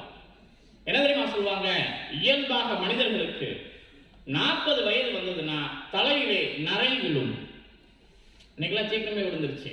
40 வயது வந்தா தலையிலே நரை விழும். நரைங்கிறது வெள்ளை முடி. தனது தலையில் கூட வெள்ளையனை அனுமதிக்காதவன் பாரதி. ஆகவேதான் அவன் 39 வயதுல இறந்து போனா அப்படின்னு சொல்லிட்டு ரொம்ப அற்புதமான கவிதை. அப்படிப்பட்ட பாரதியை காப்பாற்றி சரி பண்ணிட்டு ஜூன் 30ஆம் தேதி இது நிகழ்கிறது. இதுக்கு அப்புறம் இங்க வரும்போது உங்களுக்கு தெரியும், ஆகஸ்ட் 31ஆம் தேதி இங்க வரான். ரயில்வே ஸ்டேஷன்ல வரான். தங்கப்பெருமாள் பிள்ளைன்னு ஒரு வக்கீல், அவர் தான் பாரதியை கூட்டு வரார். கூட்டு வரதுக்காக 2 பேரை ரயில்வே ஸ்டேஷனுக்கு அனுப்பி விட்டார். பாரதி எப்படி இருப்பான்னு அடையாளம் சொல்லியாச்சு. ஒரு தலப்பா கட்டியிருப்பாரு, நாம போட்டுப்பாரு, கோட்டு போட்டுப்பாரு. நீ பார்த்தா ஈஸியா கண்டுபிடிச்சல, எனக்கு இருக்க மாதிரியே சுத்திட்டு இருப்பாப்புல அந்த ஆளு. அதனால இப்படிதான் இருப்பாருன்னு சொல்லி அனுப்பி விட்டார். இவன் ஈரோடு ரயில்வே ஸ்டேஷன்ல 2 பேர் மாட்டு வண்டியை கூட்டு போய் அங்க நின்று பாரதியை தேடிட்டு இருக்கிறான். காணோம். இவன் தேடுறத பாரதி பார்த்துட்டார். அவர் எவ்வளவு குசும் பிடிச்சாரு. அவன் தேடிட்டு போயிட்டே பக்கத்துல கேட்கிறான், என்னாச்சு இந்த காணவே, பாரதியை காணவே. தேடிட்டு போயிட்டா நம்ம ஆளு இங்க பெஞ்சில படுத்திருக்காரு. தலப்பா கட்டல, தலை மொட்டையா இருக்கு. அந்த பெரிய மீசை இல்ல, மீசையை கொஞ்சம் ட்ரிம் பண்ணிட்டார் மனுஷன். கோட்டு போடல, கலட்டி பெட்டிக்குள்ள வச்சிருக்கிறாரு. இப்படி ஒரு ஆள் படுத்திருந்தா அவனை பாரதின்னு அடையாளம் பண்ண முடியாது. சரி, இவராக சொல்லணும், நான் தான்டா பாரதி அப்படின்னு கூட்டு போடான்னு சொல்லலாம்ல. இவன் என்ன செய்யறான்னு பார்த்துட்டே உட்காந்து கொஞ்சம் நேரம் தேடிட்டு அவங்க போயிட்டாங்க. அவர் போன பிறகு இவர் வண்டி பிடிச்சிட்டார். நான் இப்போ ஒரு வண்டியில வந்தேன், அப்படிதான் வந்தேன். இவர் ஒரு வண்டி பிடிச்சார். அந்த வண்டி அங்க இருந்து ரயில்வே ஸ்டேஷன்ல இருந்து கருங்கல்பாளையம் போகுது. ஈரோடுல இருக்கிற ஆளுகளுக்கு தெரியாது, என்ன அதிகபட்சமா ஒரு 3 கிலோமீட்டர் இருக்கும். அந்த வண்டி எப்படி போச்சுன்னு பாரதி எழுதுறார். 2 மாட்டுக்கு பதிலா 2 பூனைய அந்த வண்டியில கூட்டினா எப்படி இருக்கு? ரொம்ப மெதுவா போச்சான். அப்படியே மெதுவா போச்சு. இன்னைக்கு நான் லட்சுமி நகர்ல இருந்து வண்டி ஏறி வந்தேன். அந்த டிரைவர் அப்படிதான் ஓட்டினார். பார்க்குற இடம்லாம் நிப்பாட்டிடுறாரு. அதுவும் அங்கிருந்து கிளம்பி வரும்போதே என் காது கூட பேசிட்டு இருந்தேன், கேண்டீன் எங்க நிப்பாட்டலாம், முடிஞ்சு வச்சுட்டான்னு நினைச்சேன். அப்படியே நிப்பாட்டி 2-3 டீ கடை, அதுக்கப்புறம் ஒரு கேண்டீன்ல நிப்பாட்டி வர்றதுக்கு அதனாலதான் லேட் ஆயிடுச்சு. அப்ப பாரதி அங்க இருந்து போறான். இவங்க அதுக்கு முன்னாடி போய் பாரதி வரலன்னு சொல்லிடுறான். காணோம் அப்படின்னு தங்கப்பெருமாள் பிள்ளை. அவன் அதுக்கு முன்னாடியே வந்து வெளியில வெயிட் பண்ணிட்டு இருக்கான். இவங்க உள்ள போனப்புறம் நம்ம போலாம் அப்படின்னு. ஏன் அப்படின்னா சில நேரங்கள் அப்படி நடக்கும். எல்லாரும் வந்த பிறகு நம்ம வந்தோம் அப்படின்னா கொஞ்சம் மரியாதை கூட கிடைக்கும். பாரதி எதிர்பார்க்கலைங்க, என்ன சொல்றான்னு கேட்கலான்ட்டு வெளியில நிற்கிறான். இவங்க உள்ள போய் பாரதி வரவில்லை அப்படின்னா இவனுக்கு கோபம் வருது. டக்குன்னு உள்ள போறான். நுழைஞ்சிட்டு, யாரடா நீ, பாரடா பாரதினா. அப்படியே பார்த்த உடனே நீ தானே அங்க படுத்துட்டு வந்த அப்படின்ட்டு இவன் அத்தனை பேருக்கு ஒரு டவுட் ஆகி போச்சு. நான் தான் பாரதி அப்படின்னு சொல்லிட்டு ஆரம்பிச்ச உடனே தங்கப்பெருமாள் பிள்ளை அப்படின்னு நடுங்கி போயிட்டார். நடுங்கி போயினா கோவக்காரன், ரொம்ப கோவக்காரன். கடவுள்கிட்ட கூட அவன் ரொம்ப சாப்பிட்டாலும் வேண்ட மாட்டான். என்ன கேட்பான்? இன்னைக்கு சில வரங்கள் கேட்பேன், அவன்கிட்ட சில வரம் கேட்பேன், அதை நேரில் இன்றனக்கே தருவாங்க. இன்னைக்கு கொடுக்கணும்னு சொல்றது வேற, நீ நேரா வா வந்து இன்னைக்கு கொடு. என் முன்னை தீவினை பயன்கள் எல்லாம் மூடாதழிந்திட வேண்டும். இனி என்னை புதிய உயிராக்கி எனக்கேதும் கவலை அறச் செய்து மனிதனை மிக தெளிவு செய்து என்றும் சந்தோஷம் கொண்டிருக்க செய்வாய், என்றும் சந்தோஷம் கொண்டிருக்க செய்வாய், என்றும் சந்தோஷம் கொண்டிருக்க செய்வான்னு யாரை கேட்பா? பராசக்தியை கேட்கும். இதுக்கு அடுத்த வரி தான் நம்ம அடிக்கடி பாடக்கூடிய ஒரு வரி. பாரதின்னு சொன்னா இந்த வரி ஞாபகத்துக்கு வரும். என்னது? தேடி நிற்கும் சோறுதென்று சில சின்னஞ்சிறு கதைகள் பேசி சிலர் வாட பல செயல்கள் செய்து துன்பம் மிக பல உழன்று நரை கூடி கிள பருவம் எதிர் கொடு கூற்றுக்கு இறையன பின்மாயும் சில வேடிக்கை மனிதர் போல வீழ்வேன் என்று நினைத்தாயன்றான் இல்லையா? இது அதுக்கு அடுத்தது. அப்ப இவன் போய் நிற்கிறான். தங்கப்பெருமாள் படி அப்படியே ஆடி போறாரு. ஆடி போயிட்டு பாரதி கிட்ட வாங்க பாரதின்னு சொல்லிட்டு சாப்பிடுங்கிறார். இவர் என்ன சொல்றார்? நான் வர்ற வழியிலே சாப்பிட்டுட்டு வந்துட்டேன்னா.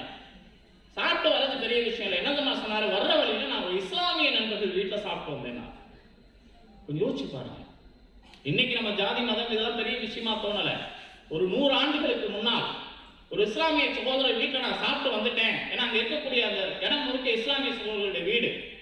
சாப்பிட்டு வந்துட்டேன்னா அங்க இருக்கக்கூடிய அவங்க எல்லாம் ஒரு மாதிரி பார்த்தாங்க. போய் ஒரு முஸ்லீம் வீட்டில் ஒரு சாப்பிட்டு வந்துருக்கிறாரு. இவருக்கு தான் எதுவுமே கிடையாது இல்லையா? ஜாதி மதம் எதுவுமே கிடையாது. அப்படிப்பட்ட ஒரு மனிதர் சாப்பிட்டு வந்துட்டேன்னு சொன்னோன்னு கூட பெரிய விஷயம் இல்லை. அதுக்கப்புறம் நிகழ்ந்ததுதான் மிகப்பெரிய விஷயம். தங்கப்பெருமாள் பிள்ளையுடைய மனைவி அழைச்சி அறிமுகப்படுத்துறார். இதுதான் மனைவி அப்படின்னு சொல்றார். பாரதி வணக்கம் போட்டு ஒரு விஷயத்தை செய்யறான். நீங்க ஒரு வழக்கமா ஒரு கோட் போடுவீங்கல்ல, யார்கிட்ட? தங்கப்பெருமாள் பிள்ளை, அவர் வக்கீல். அந்த கோட்டை கொண்டு வாங்கன்னா அந்த கோட்டை கொண்டு வந்துட்டு அந்த அந்த தங்கப்பெருமாள் பிள்ளைய மனைவிக்கு போட்டு விட்டார். போட்டு விட்டுதான் ஒரு பாடல் வரி வந்துச்சு. பட்டங்கள் ஆள்வதும் சட்டங்கள் செய்வதும் பாரினில் பெண்கள் நடத்த வந்தோம், 8 அறிவினில் ஆணுக்கெங்கே பெண் இளைப்பிள்ளை காணட்டு கும்மி அப்படின்னு சொல்லிட்டு இந்த கோட் தங்கப்பெருமாள் பிள்ளைக்கு இருக்கிறதை காட்டிலும் அவருடைய மனைவிக்கு போடுவதுதான் உசிதமாக இருக்கும், சரியாக இருக்கும். பெண்கள் விடுதலை பெற்றால் தான் இந்த தேசம் விடுதலை பெற முடியும். ஆகவே தயவு செய்து இந்த கோட்டை அவங்களுக்கு போடுங்கன்னு போட்டுவிட்டான்.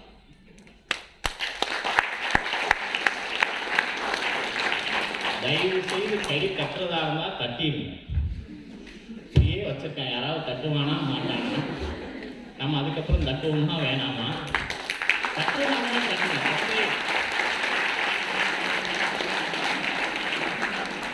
ஒரு விஷயத்தை பதிவு பண்றேன். ஏசி ஹால் காலைல நல்லா சாப்பிட்டு வந்துட்டோம் இல்லையா, ஒரு நாள் குளிர் வேற அடிக்குது. அது பொங்கல் சாப்பிட்டோம்னா பாதி போயிருப்பான். அவன் இருக்கானா இல்லையான்னு பார்த்துட்டு அடுத்து தொடரலாம். நம்ம ஒரு சின்ன எக்ஸசைஸ் மாதிரி. ஏன்னா நிறைய இந்த பாரதி சொன்ன மாதிரி நிறைய தன்னம்பிக்கை பேச்சுக்கெல்லாம் போகிறதுனால சொல்கிறேன். கையை இப்படி வச்சுக்கோங்க, நல்லா ஸ்டாஃப் செய்கிறேன்னா சரிங்களா, ஸ்டூடெண்ட்ஸை இப்படி வச்சுக்கோ. இப்படி வச்சா அது பிக்ஸ் எடுக்கிறதா, கை தட்டுறதுக்காக சொல்லும். இப்படி வச்சுக்கோங்க, சரியா? கிளாப் அப்படின்னு சொல்லும் போது நீங்கள் கை தட்டிடலாம், ஓகேங்களா? சரி.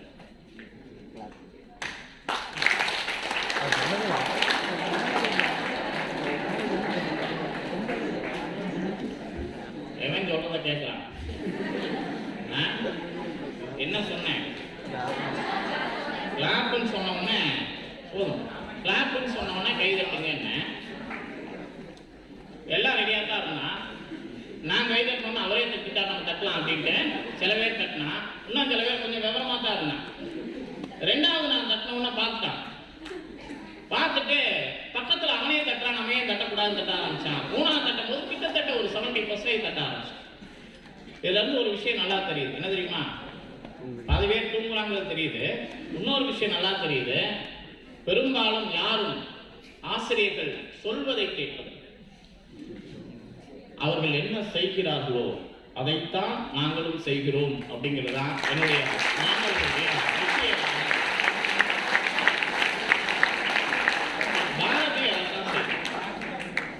இந்த மூட வழக்கங்கள்லாம் இருக்குது.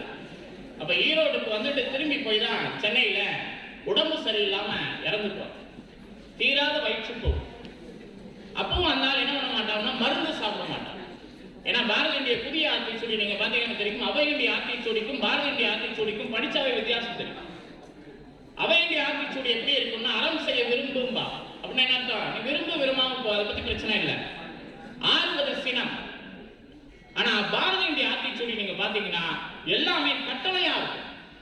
அச்சம் தவிர, ஆண்மை தவிர, இழைத்தல் நிகழ்ச்சி அப்படின்னு வரிசையா இருக்கும். அதுதான் மகாகவி இந்திய ஆத்திச்சூடி. அப்படிப்பட்டவங்க ஒரு பாடலை ரொம்ப அற்புதமா பாடுவான். என்ன தெரியுமா பாடுவான்? யாமறிந்த மொழிகளிலே தமிழ் மொழி போல் இனிதாவது. அவன் எத்தனை மொழிகளை தெரிஞ்சு வச்சிருக்கான் தெரியுமா? அவனுக்கு 7 மொழிகள் குறைந்தபட்சம் எழுதவும், 7 மொழிகள் பேசவும், மொத்தமா சேர்த்து பார்த்தா கிட்டத்தட்ட 14 மொழிகள் தெரிந்தவன் தான் மகாகவி பாரதி. அந்த 14 மொழிகள் தெரிந்திருந்தும் கூட அவன் சொன்ன விஷயம் என்ன தெரியுமா? யாமறிந்த மொழிகளிலே தமிழ் மொழி போல் இனிதாவது. தமிழுக்கு எவ்வளவு பெரிய விஷயம் அவன் செஞ்சிருக்கிறான் தெரியுமா? மகாகவியுடைய கடிதங்கள் ரொம்ப முக்கியமான விஷயம். காந்தி உங்களுக்கு தெரியும் இல்லையா? ஐயா முதல்வர் சொல்லும் போது சொன்னார், இந்த காந்தி ஒரு போராட்டத்தில் வெள்ளையனை எதிர்த்து பேசுறார் வங்காளத்தில், கேள்விப்பட்டேன். அந்த வங்காளத்தில் ஒரு மீட்டிங் நடத்தி காந்தி வெள்ளையனை எதிர்த்து பேசுறாரு. பேசி முடிச்ச உடனே அடுத்த நாள் எல்லா பத்திரிகையிலும் அந்த செய்தி வருது. எல்லா இந்திய தலைவர்களும் ஒரு விஷயத்தை காந்திக்கு பதிவு பண்றாங்க. என்ன பதிவு பண்றாங்கன்னா, நீங்க பேசியது தவறுன்னு பண்ணல, நீங்க பேசியதுல ஒரு தவறு இருக்குது. என்னன்னா, வெள்ளையனே வெளியேறுன்னு சொல்லிட்டு நீங்க பேசியிருக்கீங்க, ஆனா நீங்க பேசிய மொழி ஆங்கிலம். உங்க நாட்டில இருந்து கூட ஆங்கிலேயரை விரட்டாத போது உங்களுடைய நாட்டில இருந்து எப்படி ஆங்கிலேயரை விரட்ட முடியும்னு காந்திக்கு எல்லாரும் கண்டன கருத்து எழுதுறாங்க. உடனே காந்தி எல்லாத்தையும் வாசிக்கிட்டார். அவர் ஒரு நல்ல மனுஷன், எந்த தவறு செஞ்சாலும் ஒத்துப்பார். பாரதி ஒரு கடிதம் எழுதுறார், மிஸ்டர் காந்தின்னு ஆரம்பிக்க. மிஸ்டர் காந்தின்னு ஆரம்பிச்சு காந்தியை வரிசையை விமர்சிச்சுட்டு அந்த கடிதம் காந்திகிட்ட போகுது. காந்தி வாங்கி வச்சுட்டு பாரதிக்கு திரும்பி எழுதுறார், எல்லாம் சரிதானே பாரதி, ஆனா நீயும் அந்த தவறு தானே செஞ்சிருக்க. நீ என்ன பண்ணிருக்கணும்? உன்னுடைய தாய்மொழியில் எழுதியிருக்கணும், ஆனா நீ என்ன பண்ணிருக்கிற? ஆங்கிலத்தில் இருக்கிறிய. இதுக்கு என்ன காரணம் கேட்கும் போது அதற்கு மறு கடிதம் காந்தி பாரதி தமிழ்ல எழுதுறான். என்ன தெரியுமா எழுதுனா? மன்னித்துக்கொள் மகாத்மாவை, அடுத்தவர்களை வசை பாடுவது என்று சொன்னால் ஒருபோதும் நான் என் தாய்மொழியில் செய்வதில்லை, நான் ஆங்கிலத்தில் செய்வேன். அடுத்தவரை வாழ்த்த வேண்டும் என்று சொன்னால் மட்டும்தான் நான் என்னுடைய தமிழில் செய்வேன். ஆகவேதான் இப்போ நம்ம வாழ்த்துறதுக்காக நான் கடிதம் எழுதுறேன். ஆனால தயவு செய்து மன்னித்துக்கொள் மகாத்மாவின் எழுதுறார். நம்ம என்ன பண்றோம்னு தெரியும் இல்லையா? யார் மேலேயாவது கோபம் வந்து திட்ட ஆரம்பிச்சு ஆரம்பிச்சாங்கன்னா செந்தமிழ் சொற்கள் அத்தனை வரிசையா வந்து அது நம்முடைய தமிழ் அகராதி ஐயா பேரூர்ல படிச்சாங்கன்னு சொன்னாங்க. எந்த தமிழ் அகராதிகளும் தேட கிடைக்காத சொற்கள் அத்தனை சொற்கள் அதுல உண்டு. நமக்கு ஆங்கிலம் நன்றாக தெரியுமா தமிழ் நன்றாக தெரியுமான்னு கேட்டா ரெண்டுமே பெரிய அளவுல தெரியாது. நமக்கு தெரிந்த ஆங்கிலம் எதுவரைக்கும் இருக்கும். அதான் பாரதி வருத்தப்படலாம். என்ன தெரியுமா வருத்தப்பட்டான்? அன்னைக்கு இருந்தவர்கள் ஆங்கிலம் நல்லா பேசியிருக்கிறான். பொன்வாள் நரி அப்படின்னு ஒரு ஆங்கில கதை ஒன்று, அதை பாரதி எழுதுறான். எழுதி ஒரு பத்திரிகைக்கு அனுப்புறான். அந்த கதையை பாராட்டி மறுநாள் அத்தனை கடிதங்கள் பாரதிக்கு வந்துச்சான். அதை பார்த்துட்டு பாரதி ரொம்ப மனசு வேதனைப்பட்டு சொன்னான். என்ன தெரியுமா சொன்னா? எவ்வளவோ விஷயம் நான் தமிழ்ல எழுதியிருக்கிறேன். பாஞ்சாலி சபதத்தை விட மிகப்பெரிய காவியம் எங்க இருக்கு? அப்படியெல்லாம் நான் தமிழ்ல எழுதும் போது இத்தனை பாராட்டு கடிதம் வரல. ஆங்கிலத்தில் ஒரே ஒரு கடிதம் எழுதுறேன், அதுக்கு இவ்வளவு பெரிய பாராட்டு கிடைக்கிறது. இந்த தமிழ்நாட்டை யாரடா காப்பாற்ற முடியும்னு யோசிக்க தன்னுடைய மனைவிக்கு கடிதம் எழுதுறார் செல்லம்மாக்கு. இந்த செல்லம்மாக்கு எழுதக்கூடிய கடிதம் பாண்டிச்சேரியில் இருக்கிறவங்களுக்கு தெரியும். பாரதி பாண்டிச்சேரியில் பட்ட அவலங்கள் எல்லாம் தெரியும். 1908 இருந்து 18 வரைக்கும் கிட்டத்தட்ட 10 வருடங்கள் பாண்டிச்சேரி. அங்கதான் போய் கண்ணன் பாட்டு, குயில் பாட்டு, பாஞ்சாலி சபதம் உட்பட எல்லா விஷயத்தையும் எழுதணும். அப்ப பாண்டிச்சேரியில் வேறுதான் செல்லம்மாவுடைய தம்பி போறான், அப்பாதுரை. போய் பாரதியை பார்த்துட்டு திரும்பி வந்து செல்லம்மாட்டை இல்லாதெல்லாம் போட்டு கொடுத்தான். இந்த மாதிரி ஒரு நாள் சுத்திட்டு இருக்கிறாரு, சீக்கிரமா கைது பண்ணிடுவாங்க, உள்ள தூக்கி போட்டுருவாங்க, தூக்கில போட்டுருவாங்க, என்னென்னமோ சொல்லிட்டான். அந்த அம்மாவுக்கு பயம். ஏன் இப்படி செய்றீங்கன்னு பாரதி கடிதம் எழுதுறாங்க. தயவு செய்து அங்க இருக்காதீங்க, இங்க வந்துருங்க, என்னதான் இருந்தாலும் மனைவி இல்லையா, நம்ம சந்தோஷமா இருக்கலாம்னு என்னென்னமோ சொல்லி கடிதம் எழுதுறாங்க. பாரதிக்கு அந்த கடிதம் கிடைக்குது. பாரதி திருப்பி கடிதம் எழுதுறான். என்ன எழுதுறான்? தயவு செய்து நீ எந்த விதமான விசனப்பட வேண்டாம், கவலைப்பட வேண்டாம் அப்படின்னு சொல்லிட்டு ஒரு வரி, ரொம்ப முக்கியமான வரி. என்ன தெரியுமா? உனக்கு கவலை அதிகமாக வந்தது என்று சொன்னால் நீ என்ன செய்யனா, நல்ல தமிழ் கவிதைகளை படி, உனக்கு பயமே போயிடும், கவலை இல்லாமல் நீ இருக்கலாம் சொல்லிட்டு பாரதி தன்னுடைய மனைவிக்கு. நம்ம கவலை இல்லாமல் இருக்கணும்னா நம்ம என்ன பண்ணியாகணும்? நல்ல தமிழை படிக்கணும். அதுதான் மகாகவியுடைய விஷயம். எல்லா மொழியும் பேசலாம். நம்முடைய மொழி எத்தனை உயர்வானது அப்படிங்கிறது மகாகவி சொல்றான். சொல்லின் உயர்வு தமிழ் சொல்லை. அதை எப்படி படிக்கணுமா? தொழுது படித்துடல் வேண்டும். அதே மாதிரி இன்னொரு விஷயம் பாரதியிட்ட உண்டு. எதிர்மறையான எண்ணங்கள் எப்போதும் பாரதி கிடையாது. பாரதியிட்ட போய் உன்னை அறிமுகப்படுத்திக்கோன்னு உங்களை யாராவது சொன்னாங்கன்னா நம்ம என்ன பெருசா அறிமுகப்படுத்துவோம்? என் பேரை சொல்லுவோம், நான் ஊரை சொல்லுவோம், அப்பா அம்மா பேரை சொல்லுவோம், இதெல்லாம் சொல்லுவோம். பாரதியை போய் நீங்க அறிமுகப்படுத்திக்கோன்னு கேட்டா அடுத்த நிமிஷம் அவர் சொல்ற 3 வரிதான். எமக்கு தொழில் கவிதை, நாட்டுக்கு உழைத்தல், இமை பொழுதும் சோறாதிருத்தல். அப்படின்னா என்ன அர்த்தம்? ஒரு நிமிஷம் கூட இணைக்கக்கூடிய நேரத்தில் கூட நம்ம என்ன பண்ணக்கூடாது? சோர்வு இல்லாமல் இருக்க வேண்டும். அவன் தான் பார். ஆனா நம்ம மனசுக்குள்ள எத்தனை வன்மையை திணிச்சு வச்சிருக்கோம் பார். அதான் சொல்றேன், அஞ்சு எஞ்சி சாவார் இவர் அஞ்சாத பொருள் அவனியில் இல்லைங்க. பயம் என்னும் பேய்தனை அடிப்போங்கிறான். அடிக்கடி சொல்லுவேன், இரவு நல்லா தூங்குறீங்க, ஒரு மணிக்கு திடீர்னு முழிப்பு வருது, ரெஸ்ட் ரூம் போயிட்டு வர்றீங்க, இல்ல தண்ணி குடிச்சிட்டு வர்றீங்க. வந்த உடனே உங்க விரிச்சு வச்ச பாயிலையோ பெட்லையோ படுத்து உடனடியா யாராவது தூங்கி இருக்கிறாங்களான்னு கேட்டா பெரும்பாலும் இருக்காங்க. இந்த வந்த பிறகு ஒரு நிமிஷம் அப்படி உட்கார்ந்துருப்போம். உட்கார்ந்து இந்த சைடுல பார்ப்போம். பார்க்கும்போது ஏதாவது ஒரு சத்தம் கேட்கும்.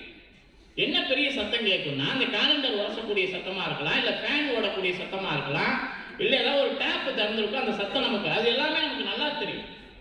இருந்தாலும் தூங்க மாட்டோம். அந்த போர்வை இப்படி மூடி உட்காந்துருக்கும் ஒரு 2 நிமிஷத்துக்கு.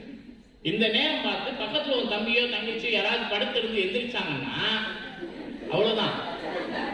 பேரி மாதிரி 1:30 மணிக்கு இப்படி போத்திட்டு உட்கார்ந்து இருக்கிறாளேன்ட்டு அவ்வளவுதான், அதோட முடிஞ்சிருச்சு. இது சாதாரண நிகழ்வு. இது மனதுக்குள்ள இருக்கக்கூடிய பயம். இதை தூக்கி எறிஞ்சிட்டு என்ன சொல்றான்? மனதில் உறுதி வேண்டும், வாக்கினிலை இனிமை வேண்டும், நினைவு நல்லது வேண்டும், நெருங்கின பொருள் கைப்பட வேண்டும், கனவு மேம்பட வேண்டும், கைவசமாவது விரைவில் வேண்டும் சொல்லிட்டு ஒரு விஷயத்தை ரொம்ப அற்புதமா பண்றான். என்ன தெரியுமா? எந்த வேலையை நீங்கள் செய்கிறீர்களோ அந்த வேலையில முழு ஈடுபாடோடு செய்வதுதான் தியானம். கொஞ்சம் யோசிச்சு பாருங்க, நம்ம என்ன நினைச்சிட்டு இருக்கிறோம்? அமைதியா உட்காந்துட்டு கண்ணை மூடிட்டு. நான் ஒரு தடவை தியான கிளாஸ்க்கு என்னை அழைச்சிட்டு போனாங்க. பேர் சொல்ல விரும்பல. ஒரு பிரபலமான ஒரு இடத்துக்கு என்னை இதெல்லாம் தியான கிளாஸுக்கு கூட்டு போனாங்க. நான் போய் உட்கார்ந்தேன். நான் உட்காந்தோன்னா பக்கத்துல ஒரு ஆள் உட்காந்துட்டு சொன்னார், போகும்போது எழுப்பி விடுங்க. என்ன அர்த்தம்? என்ன அர்த்தம்? முடிஞ்சுட்டான்னு அர்த்தம். நானே கொஞ்ச நேரம் கழிச்சு அப்படியே உட்காந்துட்டு தியானம் பண்ணிக்கிட்டே இருந்தாங்க. ஏதோ லைட் காமிச்சாங்க, இதெல்லாம் தெரியும் அதெல்லாம் தெரியும், ஒன்றும் நமக்கு தெரியல இல்லையா? அப்படியே உட்காந்து ஒரு 2-3 நாள் வெளியில வந்துட்டேன். அப்ப நிறைய விஷயங்களை வாசிக்கும் போது பாரதி சொன்ன ஒரு விஷயம் தான் எனக்கு ஞாபகம் வருகிறது. எதை செய்கிறாயோ அதை முழு ஈடுபாடோடு செய். செல்லம்மா சமையல் பண்ணிட்டு இருக்கிறான், பாரதி உட்கார்ந்து இருக்கிறான், சமையல் பண்ணிக்கிட்டே சாமி விளக்கு ஏத்துறான். விளக்கு ஏற்றிட்டு அங்க அன்னைக்கு குக்கர்லாம் கிடையாது இல்லையா, சோறு வெந்துருச்சான்னு ஒரு தடவை உள்ள போய் பார்த்துட்டு வரான். திரும்பி இங்க ஏதோ 2 மந்திரம் சொல்றான். மந்திரம் சொல்லிட்டு திரும்பி உள்ள போறான், போய் காய்கறி நறுக்கி வச்சுட்டு வரான், திரும்பி வரான். பாரதி என்ன தெரியுமா செஞ்சா, அங்க ஒரு வீணை இருந்தது.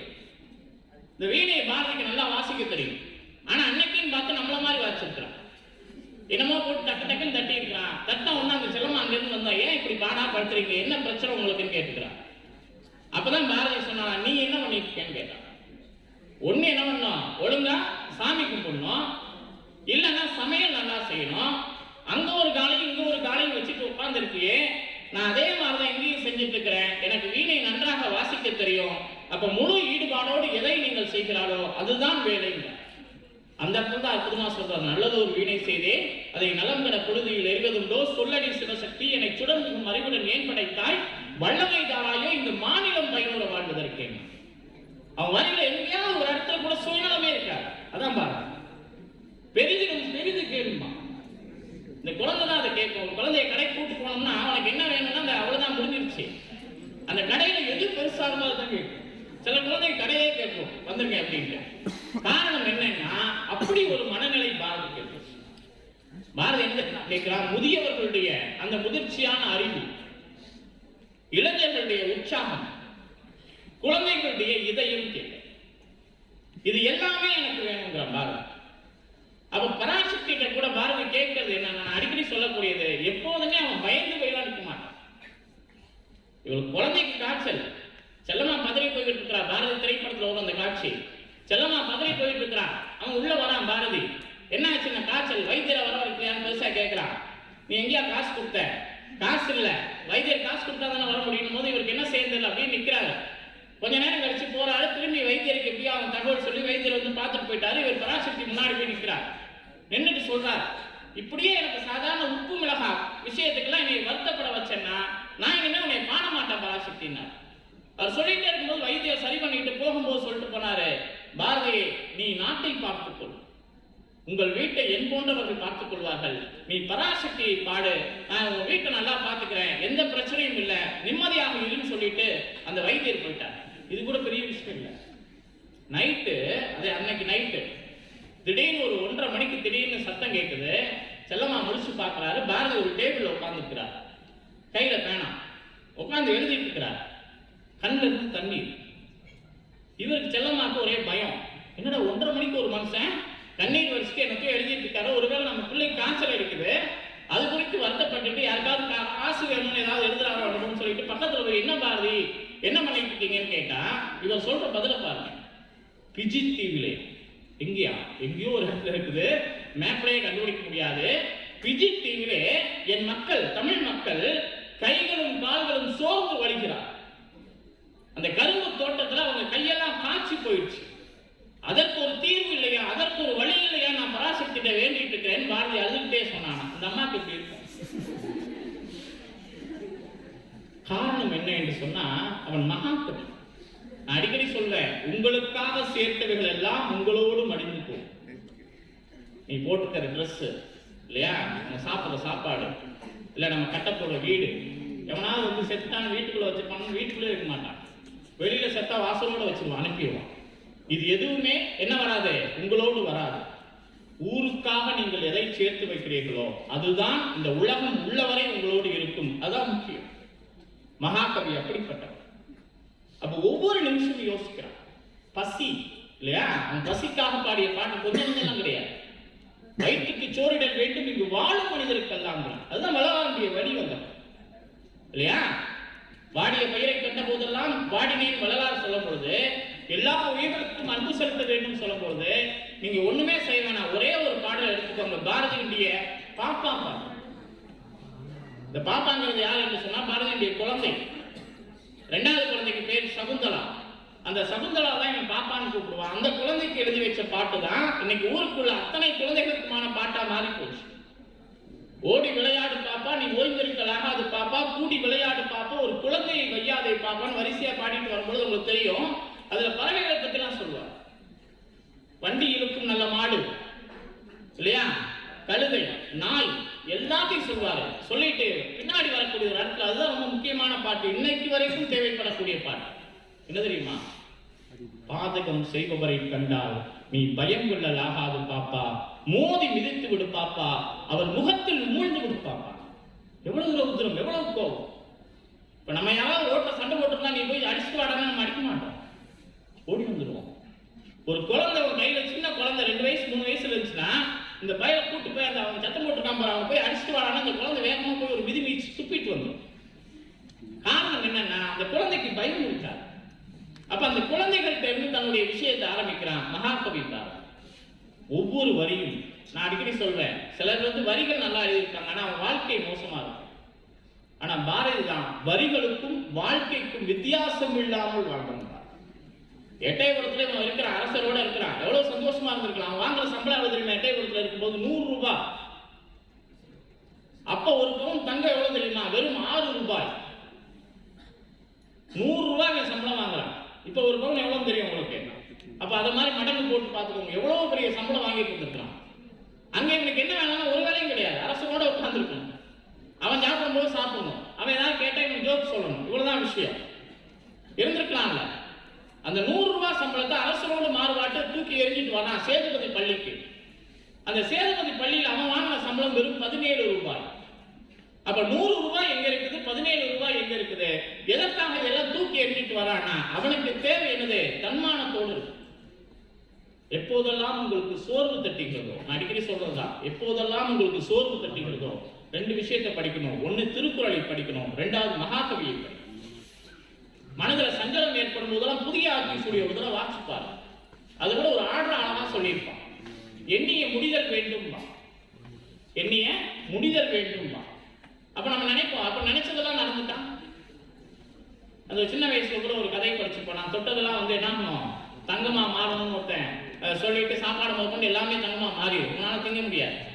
அப்ப நினைச்சதெல்லாம் நடந்துட்டா எப்படி இருக்கும் அப்படின்னு கொஞ்சம் யோசிச்சோம்னா அதுக்கு அடுத்த வரை அழகா சொல்றான், நல்லவை எண்ணல் வேண்டும்.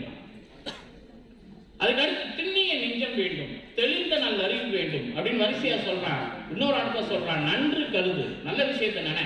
அதனாலதான் நெகட்டிவ் இமேஜ் இருக்கக்கூடாதுன்னு. திருநெல்வேலியில எங்க ஊரு குற்றாலத்துல மிகப்பெரிய தண்ணி அருவி ஓடிட்டு இருக்குது. இப்பதான் குளிக்க அனுமதிச்சுட்டாங்களா என்னன்னு இன்னும் தெரியல எனக்கு. அவ்வளவு பெரிய அருவியில உங்க எல்லாரையும் கூட்டு போய் வாங்க, சந்தோஷமா போய் அருவியில குளிச்சுட்டு வரான் அப்படின்னு சொல்லிட்டு உங்களை கூட்டு போனா கடகடன் அந்த அருவியில இருந்து கீழே இறங்கி பஸ்ஸை விட்டு இறங்கி கடகடன் வேகமா போய் அந்த அருவியில குளிக்கிற சந்தோஷத்தோட குளிச்சோம் அப்படின்னா அது நல்ல மனநிலை. கொஞ்சம் ஜலதோஷம் பிடிச்சிருமேன்ட்டு வேகமா அந்த ஓரமா ஒதுங்கிட்டுனா அது வேற ஒரு மனநிலைன்னு சொல்லலாம். பஸ்ஸை விட்டு இறங்கி நின்று அந்த அருவியை வெறிக்க பார்த்து வேகமா விழக்கூடிய அந்த அருவியில ஒரு பெரிய பாறாங்கல் உருண்டு விழுந்தா எத்தனை பேர் செத்து போவான். இப்படி மனசுக்குள்ள ஒரு எண்ணம் வரும் பாத்தியா, அவனை தான் கூட சேர்க்க கூடாது. நான் சொல்றது ஒரே ஒரு விஷயம் தான், உங்களை கடித்து விட்டு ஒரு கொசுவோ ஒரு எறும்போ நீங்கள் பார்க்கும் போது உங்களை கடித்து விட்டு உயிரோடு போக முடியுமா? அது கடிக்கிற வரைக்கும் வெயிட் பண்ணுவோம், கொஞ்ச நேரம் பார்த்துட்டு சப்புன்னு அரைவோம். இன்னும் சில நேரம் எறும்பை கொள்றதுக்குன்னே சாப்பீஸை போட்டு நடுவில் கொஞ்சம் எறும்பு போட்டு அது சாகிற வரைக்கும் வெயிட் பண்ணுவோம். எப்படியெல்லாம் சித்திரவதை பண்ண முடியுமோ அவ்வளவுலாம் சொல்லுவோம். இது எங்க இருக்குது என்று சொன்னா மனதில் இருக்கக்கூடிய குரூரத்தினுடைய நீட்சம். பாரதி அதை சொல்லல இல்லையா? உன்னை யாராவது கொல்ல வரும் புலியை கூட பகைவனுக்கு மறுநாள் நன்னெஞ்சு அந்த பாடலை சொன்னீங்கன்னா உங்களை தின்ன வரக்கூடிய புலியாக இருந்தா கூட அதை கூட தடவை கூடா, தப்பு ஒண்ணும் இல்லை. வள்ளுவர் அதான் சொன்னார், இன்னா செய்தாரை ஒருத்தல் அவர்தான நன்னயம் செய்து விடல். மகாகவி முழுசா படிச்சீங்க அப்படின்னா ஒரு பெரிய கடல். பாரதி யாரும் ஒரு கேள்வி கேட்கிறாங்க, நான் ஆசிரியனாக பாரதியை பார்ப்பேன். அவனே சொல்லியிருக்கான், பாரதி கண்ணனை தோழனாக பார்த்திருக்கிறான், குழந்தையாக பார்த்திருக்கிறான், ஆசிரியனாக பார்த்திருக்கிறான், ஏன் இன்னும் ஒரு படி மேல போய் தன்னுடைய காதலியாக பார்த்திருக்கிறான். பாரதியுடைய காதல் பாடல்கள் அது ஒரு தனி சப்ஜெக்ட். அதை நீங்க படிச்சீங்க அப்படின்னா அத்தனை உணர்வோடு எழுதிருக்கோம் மனுஷன். கண்ணம்மாயின் காதலி எழுதுறாங்கல்ல, ஒவ்வொரு வரிகளுமே இல்லையா? ஆதலினால் காதல் செய்வீர் உலகத்திலேன்னு அந்த வரி முடியும். காதலினால் மானுடருக்கு கவலை உண்டாம், அந்த கவலை போகுமா, கலைகள் உண்டாம், சிற்பங்கள் உண்டாம், வரிசையா சொல்லிட்டு ஆதலினால் காதல் செய்வீர்னு சொல்லிட்டு இன்னொரு அர்த்தம் சொல்றான். காதல் காதல் காதல் காதல் கோயில் சாதல் சாதல் சாதல். உயிர் பாட்டு படிச்சு பாருங்க சரிங்களா, அதுல இருக்கக்கூடிய விஷயம், கண்ணன் பாட்டுல இருக்கக்கூடிய விஷயம். அதனால தயவு செய்து சோர்வு தட்டும் போதெல்லாம் உங்களுடைய கரங்கள் எதை கொடுக்கட்டும் என்று சொன்னால் பாரதியுடைய கவிதைகளை தூட்டும், பாரதியுடைய வரலாறுகளை தூட்டும். அவன் சாப்பிடும் போது கூட என்ன பண்ணுவான் அப்படின்னா, வீட்டுல சாப்பாடு இருக்காது, செல்லமா எடுத்து வச்சிருக்கிறா அரிசி கொஞ்சோண்டு இருக்குது, அந்த அரிசியை எடுத்து வச்சிருக்கிறா, எங்கேயோ கடன் வாங்கி வச்சுட்டா பாவம். இவன் நேரம் மேலே போறான், மேலே போயிட்டு திரும்பி வரான், அதுக்குள்ள செல்லமா உள்ள போய் ஏதோ பார்த்துட்டு இந்த அரிசியை சமைக்கலாம் அப்படின்னு வந்து பார்க்குற அரிசியை காணும். எங்களாலாம் நம்மளால எடுத்து போய் குருவிக்கு போட்டான், அந்த குருவி கொத்தி தின்னுட்டு இருக்குது. எவ்வளவு கோபம் வரும் செல்லமா, ஏன் இப்படி இருக்கிற, சாப்பிட்றதுக்கு நமக்கு அரிசி இல்லை. உடனே கொஞ்சம் குருவியை பாரு எவ்வளவு சந்தோஷமா இருக்குது இல்லையா, எந்த கவலையாவது பட்டுச்சா. அப்பதான் அவன் பாடுறான், விட்டு விடுதலையாகி நிற்பாய் இந்த சிட்டுக்குருவி போல. எந்த துன்பமும் இல்லாம, எவ்வளவு துன்பம் இருக்கும், நம்மளா இருந்தா குழம்பி தள்ளி இருக்கும். அவ்வளவு துன்பம் இருக்கும் போது அவன் பாடிய பாட்டு என்ன தெரியுமா, எத்தனை கோடி இன்பம் வைத்தாய் இறைவா, இந்த உலகத்தில் இருக்கக்கூடிய அத்தனை விஷயம் எனக்கானதுங்கிறான். அதனாலதான் அழகா அந்த வரி பாத்தீங்கன்னா, அச்சமில்லை பாட்டுல ஒவ்வொரு வரியும் பாத்தீங்கன்னா பிரம்மாண்டமான வரி. என்ன சொல்றான், அச்சமில்லை அச்சமில்லை அச்சம் என்பதில்லையே, உச்சி மீது வானிடிந்து வீழுகின்ற போதிலும் அச்சமில்லை அச்சமில்லை அச்சம் என்பதில்லையே. அதுக்கு அடுத்த மாதிரி பாருங்க, பிச்சை பெற்று உண்ணும் வாழ்க்கை பெற்று விட்ட போதிலும், இச்சகத்துள்ளோர் எல்லாம் எதிர்த்து நின்ற போதிலும், அப்ப எந்த சூழலையும் எனக்கு அச்சம் இல்லை. இது வாவுசியுடைய 150வது வருடம். நாங்கள் அடுத்த வாரத்தில் ஒரு பெரிய ப்ரோக்ராம் எங்கள் கல்லூரி நடக்குது, ஒரு பெரிய கருத்தரங்கம் நடக்கும். உங்க துறை தலைவருக்கு கூட சொன்னோம். மகாகவி பாரதியுடைய நினைவு நூற்றாண்டு, வாவுசியுடைய 150வது ஆண்டு, வள்ளல் பெருமான் அவர்களுடைய 200வது ஆண்டு அடுத்த வருஷம். இவங்க 3 பேரையும் சேர்த்து ஒரு பெரிய விழா நடத்துறோம். அதுக்கான புத்தக தொகுப்பெல்லாம் ரெடி பண்ணிட்டு நான் வரும்போது கூட அதுக்கு ப்ரூஃப் பார்த்துட்டே தான் வந்தேன். காரணம் என்னன்னா, அன்னைக்கு அடுத்த வாரம் இதே நாள் எங்களுடைய கல்லூரி வாவுசியுடைய பேத்தி வராங்க, மகாகவி பாரதியுடைய பேரன் வராங்க, வள்ளல் பெருமானுடைய பேரன் வராங்க. அவங்க கையால தான் நாங்கள் அந்த புத்தகத்தை ரிலீஸ் பண்ணோம். ஏன் சொல்ல வராங்கன்னா, வாவுசி கப்பல் வாங்கி விடுறார். நம்ம சாதாரண கடந்து போயிடுறோம் கப்பலோட்டிய தமிழன்னு சொல்லி. இந்த கப்பல் வாங்கி விடும் பொழுது பாரதிக்கு இருந்த மகிழ்ச்சிக்கு அளவு கிடையாது. அவன் என்ன தெரியுமா சொல்றான், திருமணமாகி ஒரு 5-6 ஆண்டுகள், ஏன் 10 ஆண்டுகள் கூட குழந்தை இல்லாத ஒரு பெண்ணை சுத்தி இருக்கிறவங்க எல்லாம் ஒரு மாதிரி பார்த்து மலடி மலடின்னு திட்டம் போது அவருடைய மனசு எவ்வளவு வருத்தப்படும். அப்படி வருத்தப்பட்ட அந்த பெண்ணுக்கு திடீர்னு கரு உருவாக்கி ஒரு வருடத்தில் அந்த குழந்தை பிறக்கும் போது, இரட்டை குழந்தைகளாக பிறக்கும் பொழுது அந்த குழந்தை, அந்த பெண்ணுக்கு எவ்வளவு சந்தோஷம் வருமோ அத்தனை பெரிய சந்தோஷம் யாருக்கு வந்தது என்று சொன்னால் பாரத தாய்க்கு வந்தது. ஏன்னா இங்க கப்பலே இல்லை. அப்படி யோசிச்சுட்டு இருக்கும்போது ஒரே நேரத்தில் இரட்டை கப்பல்களை யார் வாங்குறா, வாவுசி வாங்குறாரு. ஆகவே அத்தனை பெரிய சந்தோஷம் யாருக்கு இருந்துச்சு, மகாகவிக்கு இருந்துச்சு. அப்ப எதை பார்த்தாலும் மகிழ்ச்சி கொள்ளக்கூடிய ஒரு மனப்பாங்கு, அதுதான் மகாகவியுடைய மனது. அது யாருக்கு இருக்கும்னா, அவன் சொல்ற மாதிரி குழந்தைகளுக்கு தான் அது. அந்த குழந்தைகள்கிட்ட கொஞ்ச நேரம் நீங்க பேசி பாருங்க. நான் அடிக்கடி சொல்லுவேன், உங்க மனசு எப்போதுமே உற்சாகமா இருக்கும்னா 2 பேர்கிட்ட பேசும். ஒண்ணு, ஒரு 5 வயதுக்கு உட்பட்ட அந்த குழந்தைகளோட நீங்க பேசும், இல்லைன்னா ஒரு 70 வயதுக்கு மேற்பட்ட பெரியவர்களோட பேசும்.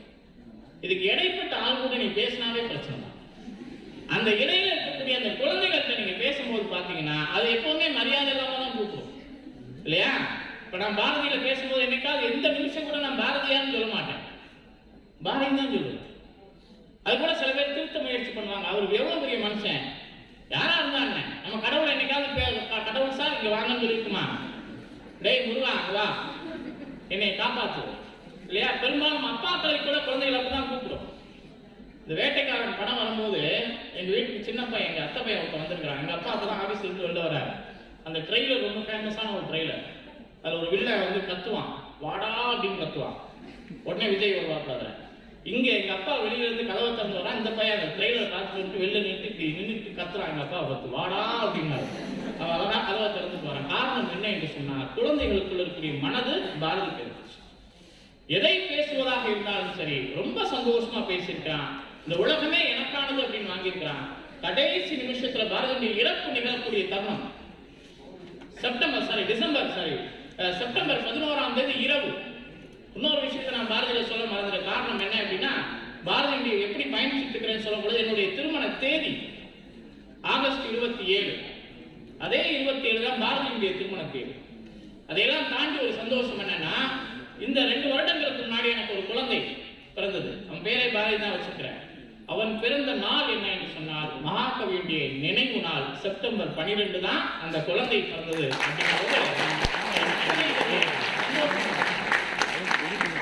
அப்ப எப்படிப்பட்டவன் மகாகவி? அப்ப எல்லாரோடையும் அவன் பயணித்துக் கொள்ளக்கூடியவன். சின்ன சின்ன விஷயமாக இருந்தால் கூட அவனுக்கு என்ன இருக்காது, எந்த விதமான துன்பம் இருக்காது. தன்னை ஒரு பெரிய ராஜாவா கற்பனை பண்ணிட்டான். அதான் விஷயம். எட்டைக்குளத்துக்கு போறான், கடன் கேட்க போறான். புத்தகத்தை வெளியிடணும், கடன் கேட்கறதுக்கு அரசனுக்கு போய் நிக்கிறான். எட்டைக்குளம் மக்கள் எல்லாம் வந்து பார்த்துட்டு இவனா பாரதியனோட சேரக்கூடாது அப்படின்னு புலம்பிட்டே இருக்கிறாங்க. அங்க ஒருத்தனை கூப்பிடுறாங்க, வாடா அப்படின்னு.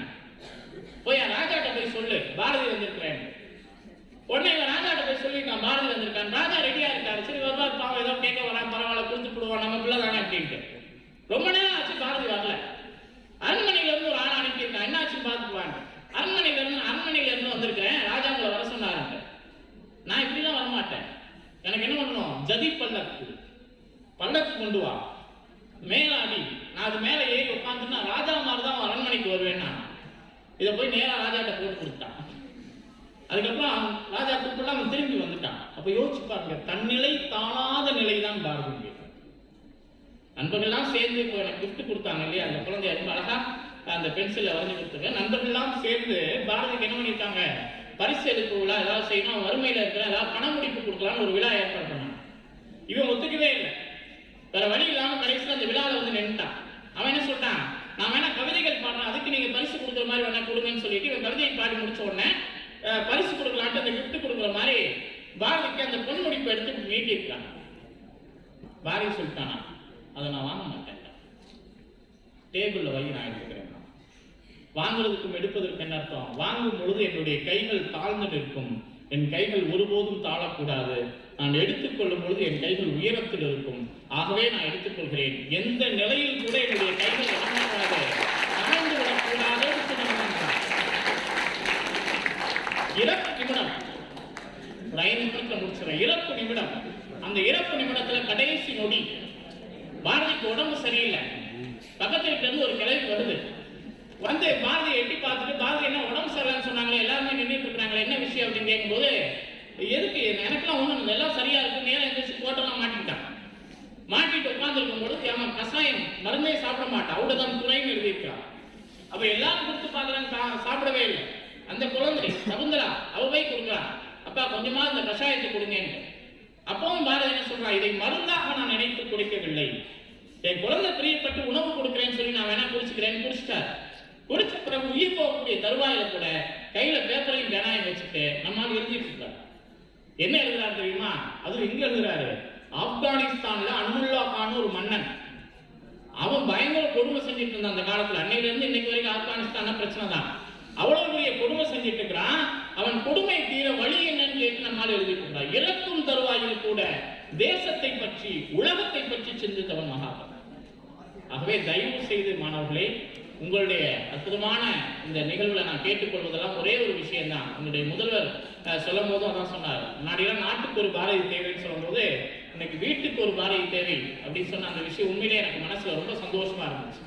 ஆனால் தயவு செய்து சோர்வு தட்டும் போதெல்லாம், மனசுல ஏதாவது சந்தோஷம் இழந்த நிலை வரும்போதெல்லாம், அப்படி எதுவுமே கிடையாது. உலகத்துல ஏதாவது மாற்ற முடியுமா, நம்மளால முடியும். அப்படி மாற்ற முடியும்னா முதல்ல நம்மள நான் மாத்திக்கிறோம். உங்களுக்கு வரக்கூடிய கோபம் இருக்கு, பாரதி ரௌத்திரம் பழகுங்கிறான். நமக்கு இருக்கக்கூடிய எல்லாமே போய் தான், இந்த உடம்பே போய்ங்கிறான். ஆனா அதுக்கு மெயின் பேர் வச்சிருக்கோம் இல்லையா, இந்த உலகமே போய் அப்படின்னு நம்ம பேசிட்டு இருக்க இலக்கியத்தெல்லாம் சொல்லுது. ஆனா நாம அதை மெய்யாக்க வேண்டும் என்று சொன்னா பாரதியுடைய வரைக்கும் தான் ஊருக்கு உழைத்திடல் யோகம்ங்கிறான். ஏன் சொல்ல வரேன்னா, அவன் சொல்லக்கூடிய விஷயம் ஒரே ஒரு விஷயம் தான், பொய்யான அந்த உலகத்துல நம்மை நாம் மாற்றிக்கொள்ளும் பொழுது மட்டும்தான் இந்த உலகத்தை மாற்ற முடியும். மாற்றங்கிறது எங்கிருந்து தொடங்கணும், நம்மிடம் இருந்து தொடங்கணும். நல்ல சிந்தனை வேண்டும், தெளிந்த அறிவு வேணும், எதை பற்றியும் வந்து எதிர்மறையாக யோசிக்கக்கூடிய விஷயம் இருக்கக்கூடாது. பாரதி என்ன சொல்ற, ஒரு சொல்லை தேர்ந்தெடுக்கும் போது கூட வள்ளுவன் சொல்றான் இல்லையா, என்ன சொல்லக்கூடாது, பயனில்லாத சொற்களை சொல்லக்கூடாது.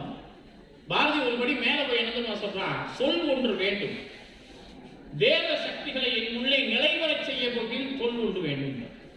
அது சாதாரண சொல்லா இருக்கக்கூடாது. அந்த சொல் உட்கார்ந்தது என்று சொன்னா அந்த சொல்லு கூட இறைவனுடைய சக்தி அத்தனை வந்து உட்கார்ந்து, அப்படிப்பட்ட சொற்களை, நல்ல சொற்களை பேசுங்க, பாசிட்டிவான விஷயங்களை பேசுங்க.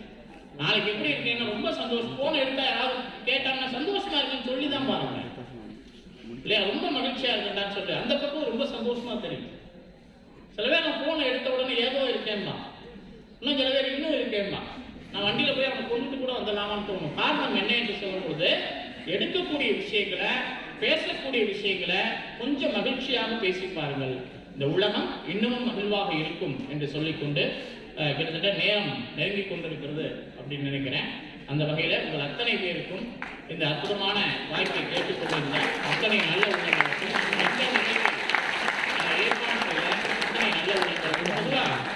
வந்து எப்போதுமே ரொம்ப ஜாலியாக பேசக்கூடிய ஒரு மனிதர் மேடம் தெரியும்.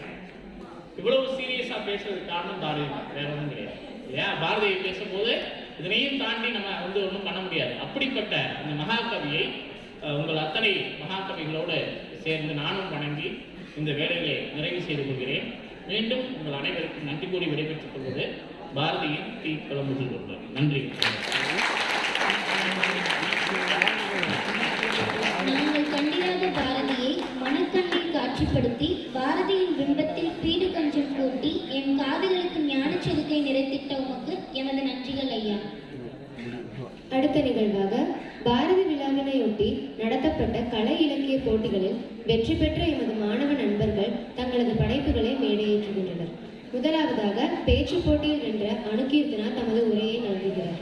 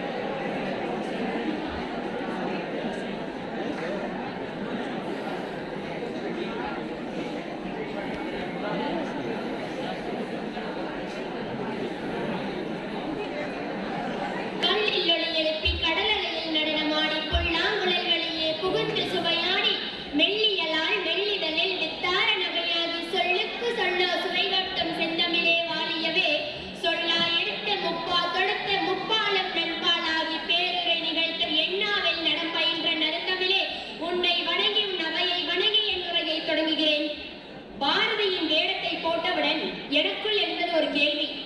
நான் தான் பாரதி என்று பேசிவிடலாமா என நினைத்தேன். பேசிவிடட்டுமா? நான் தான் பாரதி பேசுகிறேன் என பேசிவிடட்டுமா? பேசட்டுமா வேண்டாமா? நீங்க பேசவே வேணாம், சீக்கிரம் கிளம்புங்கன்னு சொல்ற மாதிரி இருக்கு. சின்னதா முடிச்சிடுறேன். ஆமாண்டா, 3 நிமிஷம் தான். டைமர் வேணா ஆன் பண்ணி வச்சுக்கோங்க. தம்பி சீக்கிரம் முடிச்சிடுறேன் தம்பி, கவலைப்படாத. லாஸ்ட் ரோ சீக்கிரம் முடிச்சிடுறேன்பா.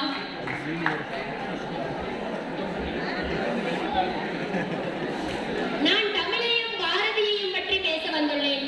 பாரதியை பற்றி பேசவும் பாரதியை வாழ்த்தவும் எனக்கு வயதில்லை. அதனால் அவரை வணங்கி என் உரையை தொடங்குகிறேன். தமிழ் தமிழ் தமிழ் தமிழ் என்று உச்சரித்து பாருங்கள், அமிழ்தம் என்று வரும். தமிழ் தமிழ் தமிழ் தமிழ் தமிழ் தமிழ் தமிழ் அமிழ்தம் என்று வரும். நிச்சயம் தமிழ் அமிழ்தம் தான். இந்திரர் உண்ணக்கூடிய உணவுக்கு நிகரான அமிழ்தம் தான். நம் தாய்மொழியான தமிழ்மொழி அமிழ்தம் தான்.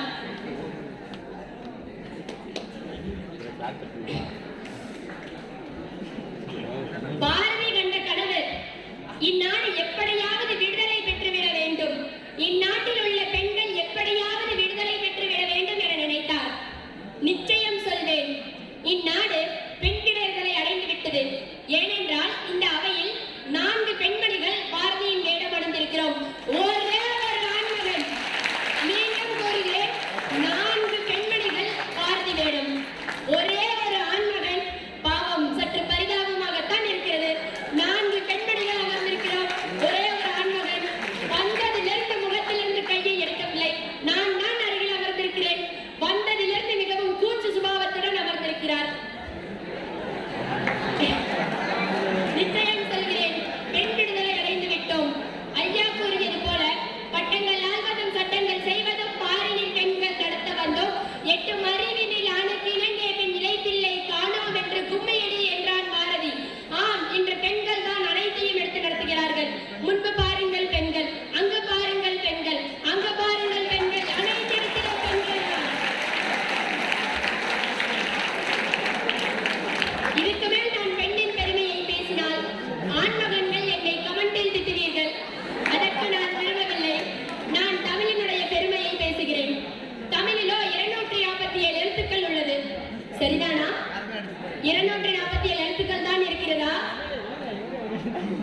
தமிழில் 247 எழுத்துக்கள் தான் இருக்கிறதா? எவ்வளவு எழுத்துக்கள் இருக்கிறது தமிழில்? 3 243 46 47? இது உங்களுக்கான விடை. நீங்களே கண்டுபிடியுங்கள். கேபிஆர் கலைக்கல்வியின் முன் ஒரு நோட்டீஸ் போர்டு இருக்கும். அதில் எழுதி ஒட்டுங்கள். தமிழில் XXX இவ்வளவு எழுத்துக்கள் இருக்கிறது என்று எழுதி ஒட்டுங்கள். அதுதான் நமக்குரிய சாதனையா? தமிழில் 247 எழுத்துக்கள், அதில் முப்பிரிவுகள் உள்ளது. இயற்றமிழ், இசைத்தமிழ், நாடகத்தமிழ் என்பார்கள். ஆம், தமிழானது முத்தமிழுக்கு மிகவும் பெயர் போனது. தமிழில் மிகவும் பெருமை மிகுந்த ஒன்று முத்தமிழ்தான். முத்தமிழ்தான், நிச்சயம் முத்தமிழ்தான். யாதும் ஊரே யாவரும் கேளி என கணியன் பூங்கொடனார் கூறிய அக்காலத்தின் வாக்கு இன்று நம் அனைவரையும் ஒன்று சேர்க்கிறது. ஒன்று சேர்க்கிறதா? வேற்றுமையிலும் இன்று நாம் ஒற்றுமையுடன் இருக்கிறோம். ஒரு நிகழ்வு வருகிறது. அனைத்து துறையும் ஒன்றாக திகழ்ந்தோம். அப்படித்தானே? இல்லை, பிகாம் மட்டும்தான் இருக்கிறீர்களா? பிகாம் பிஏ மட்டும்தான் இருக்கிறீர்களா? மன்னியுங்கள், என் டிபார்ட்மெண்ட் பிகாம் பிஏ. என் டிபார்ட்மெண்ட்டை இங்க உங்கள் முன் ரெஜிஸ்டர் மட்டும் செய்து கொள்கிறேன். வேற்றுமையிலும் ஒற்றுமை கண்டதுதான் நம் தமிழ். அதற்காக போராடியவர் தான் பாரதி. ஐயா கூறினார், அனைத்தையும் ஐயாவே கூறிவிட்டார். சற்று கோபம் தான் ஐயா. என்னுடைய கண்டென்ட் அனைத்தையும் நீங்களே கூறிவிட்டீர்கள். எனக்கு கண்டென்ட் கொஞ்சம் கம்மியாகத்தான் இருக்கிறது ஐயா.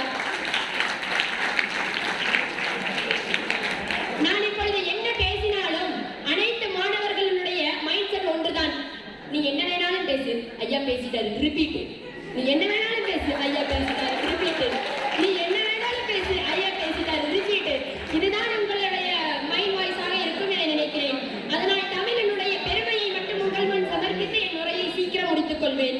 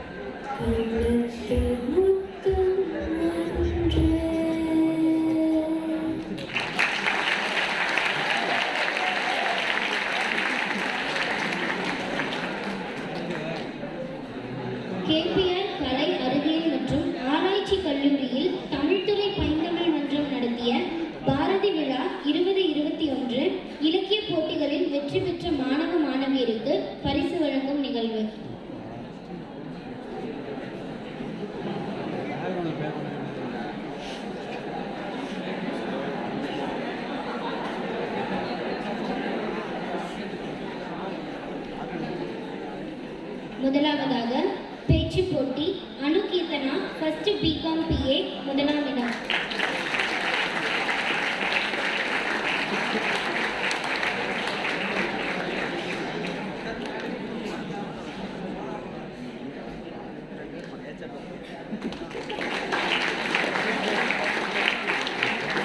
தனுஸ்ரீ ஃபர்ஸ்ட் பிகாம் பிஏ இரண்டாம் இடம்.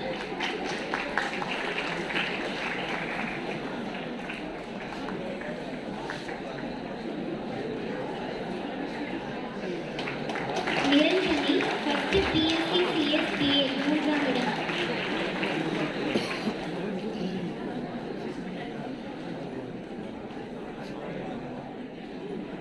கீர்த்தனா ஃபர்ஸ்ட் பிபிஏ சிஏ மூன்றாம் இடம்.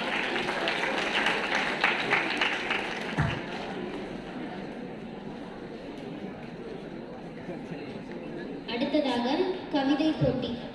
நித்யா ஃபர்ஸ்ட் பிகாம் பி முதலாம் இடம்.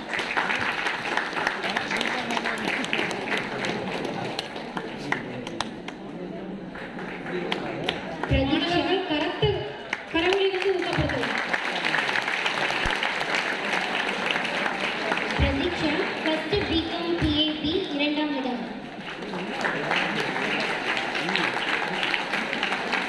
Lokeswaran first BCom BA A மூன்றாம் இடம்.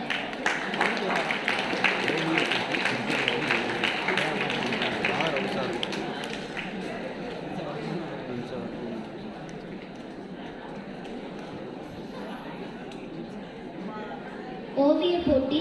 ஹன்சன் மணி ஃபர்ஸ்ட் பிகாம் ஏ முதலாம் இடம்.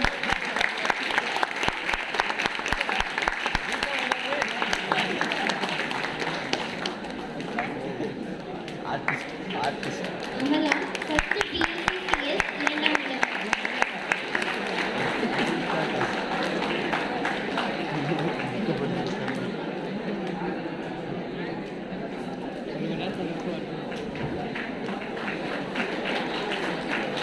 தர்ஷினி ஃபர்ஸ்ட் பிகாம் பிஏ மூன்றாம் இடம்.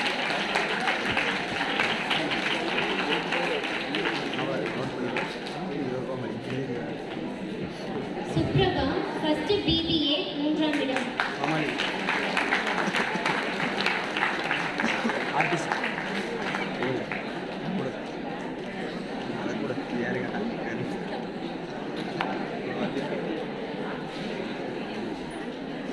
பாட்டு போட்டி.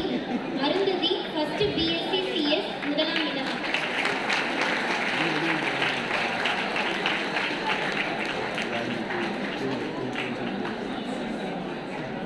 Rajeswari first BCom BA B மூன்றாம் இடம்.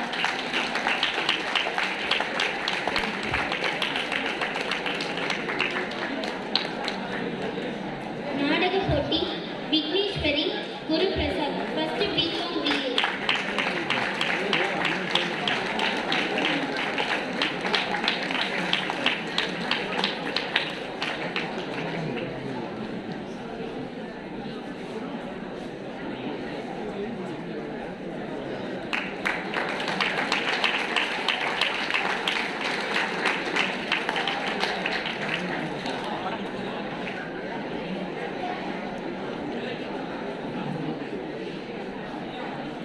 இன்றைய சிறப்பு விருந்தினர் அவர்களுக்கு தனது கற்பனை தளத்தால் அன்பால் ஒரு நினைவு பரிசு உருவாக்கிய மாணவி ரிந்தியா அவர்களுக்கு ஒரு சிறு அன்பு பரிசு. நமது சிறப்பு விருந்தினர் அவர்கள் நன்றி ஊக்குவிப்பார்.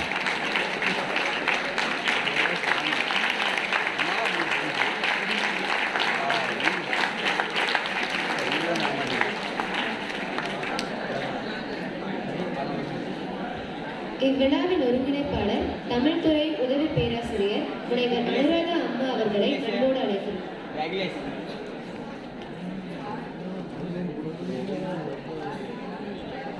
பாரதி வேடமிட்ட இன்றைய பாரதி அனைவரையும் மேடைக்கு அன்புடன் அழைக்கின்றோம்.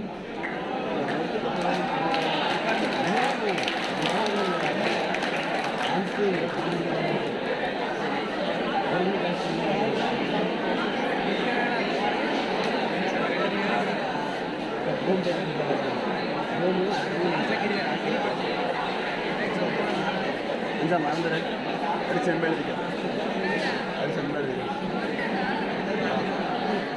யார் யார்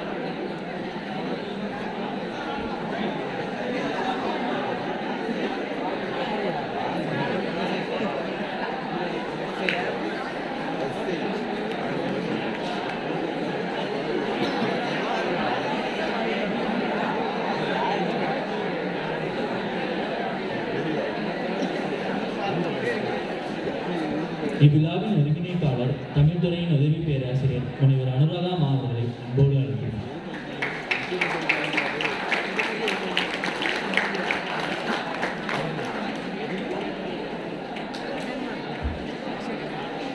அனைவருக்கும் இனிய மதிய வணக்கங்கள்.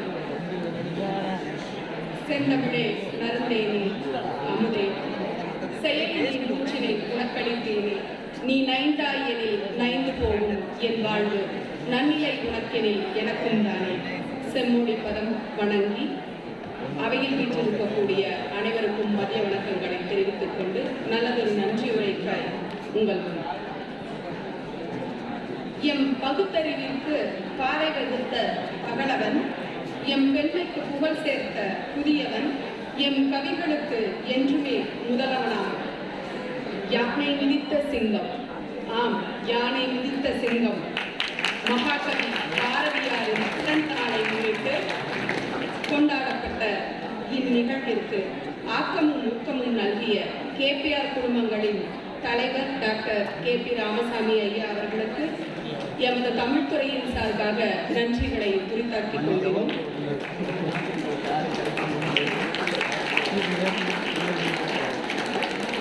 தமிழ்துறையின் நிகழ்வுகளுக்கு என்றுமே முன்னிற்கும் முதல்வர் நமது முதல்வர் முனைவர் சே. பாலுசாமி ஐயா அவர்களுக்கு எமது துறை சார்பாக நன்றியை உரித்தாக்கிக் கொள்கிறோம். எங்களது அழைப்பை ஏற்று எம் மாணவர்களுக்கு பாரதி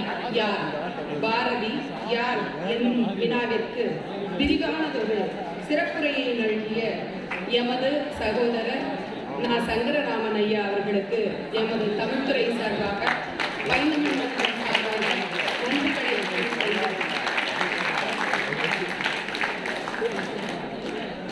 நமது சிறப்பு விருந்தினரின் துறை தலைவர் ஐயா முன்னமே குறிப்பிட்டது போல ஐயா பேசுவதற்கு எங்கு செல்ல வேண்டும் எனினும் அனுமதி கொடுப்பவர் அவர்தான். அவரே உடன் வந்து இங்கு அமர்ந்து ஐயாவின் உரையை கேட்டிருக்கிறார். மிகுந்த மகிழ்ச்சி. அம்மாவின் வருகைக்கு நன்றிகளை உரித்தாக்கிக் கொள்கிறேன். மேலும் என் துறை தலைவர் முனைவர் பா. முத்துக்குமார வடிவேல் ஐயா அவர்களுக்கு நன்றிகளை உரித்தாக்கிக் கொள்வதில் பெருமகிழ்ச்சி அடைகிறோம். மேலும் இந்நிகழ்வு சிறக்க தங்களது ஆக்கமும் ஊக்கமும் எப்பொழுதுமே அயராது பாடுபடக்கூடியவர்கள் எங்களது துறையில் இருக்கக்கூடிய பேராசிரியர் பெருமக்கள் அனைவரும். திருமதி முனைவர் வே. தாரணி அம்மா அவர்கள், முனைவர் கோகுல்நாத் அவர்கள், திருமதி அம்பிகா அவர்கள் அனைவருக்கும் எனது நன்றிகளை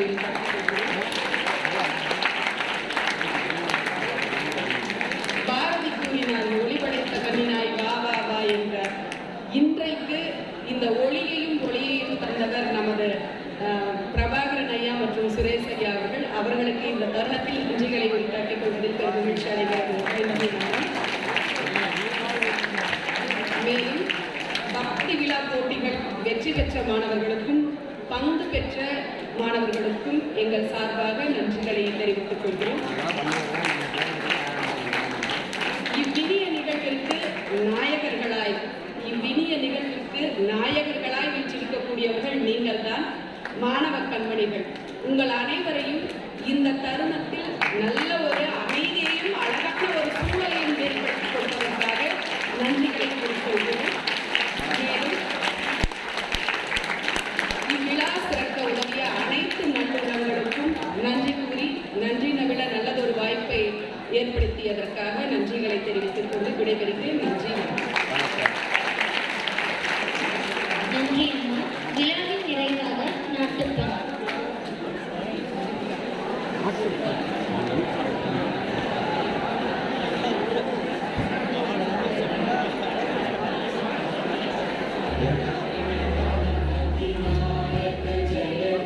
भारत भाग्य विधाता पंजाब सिंध गुजरात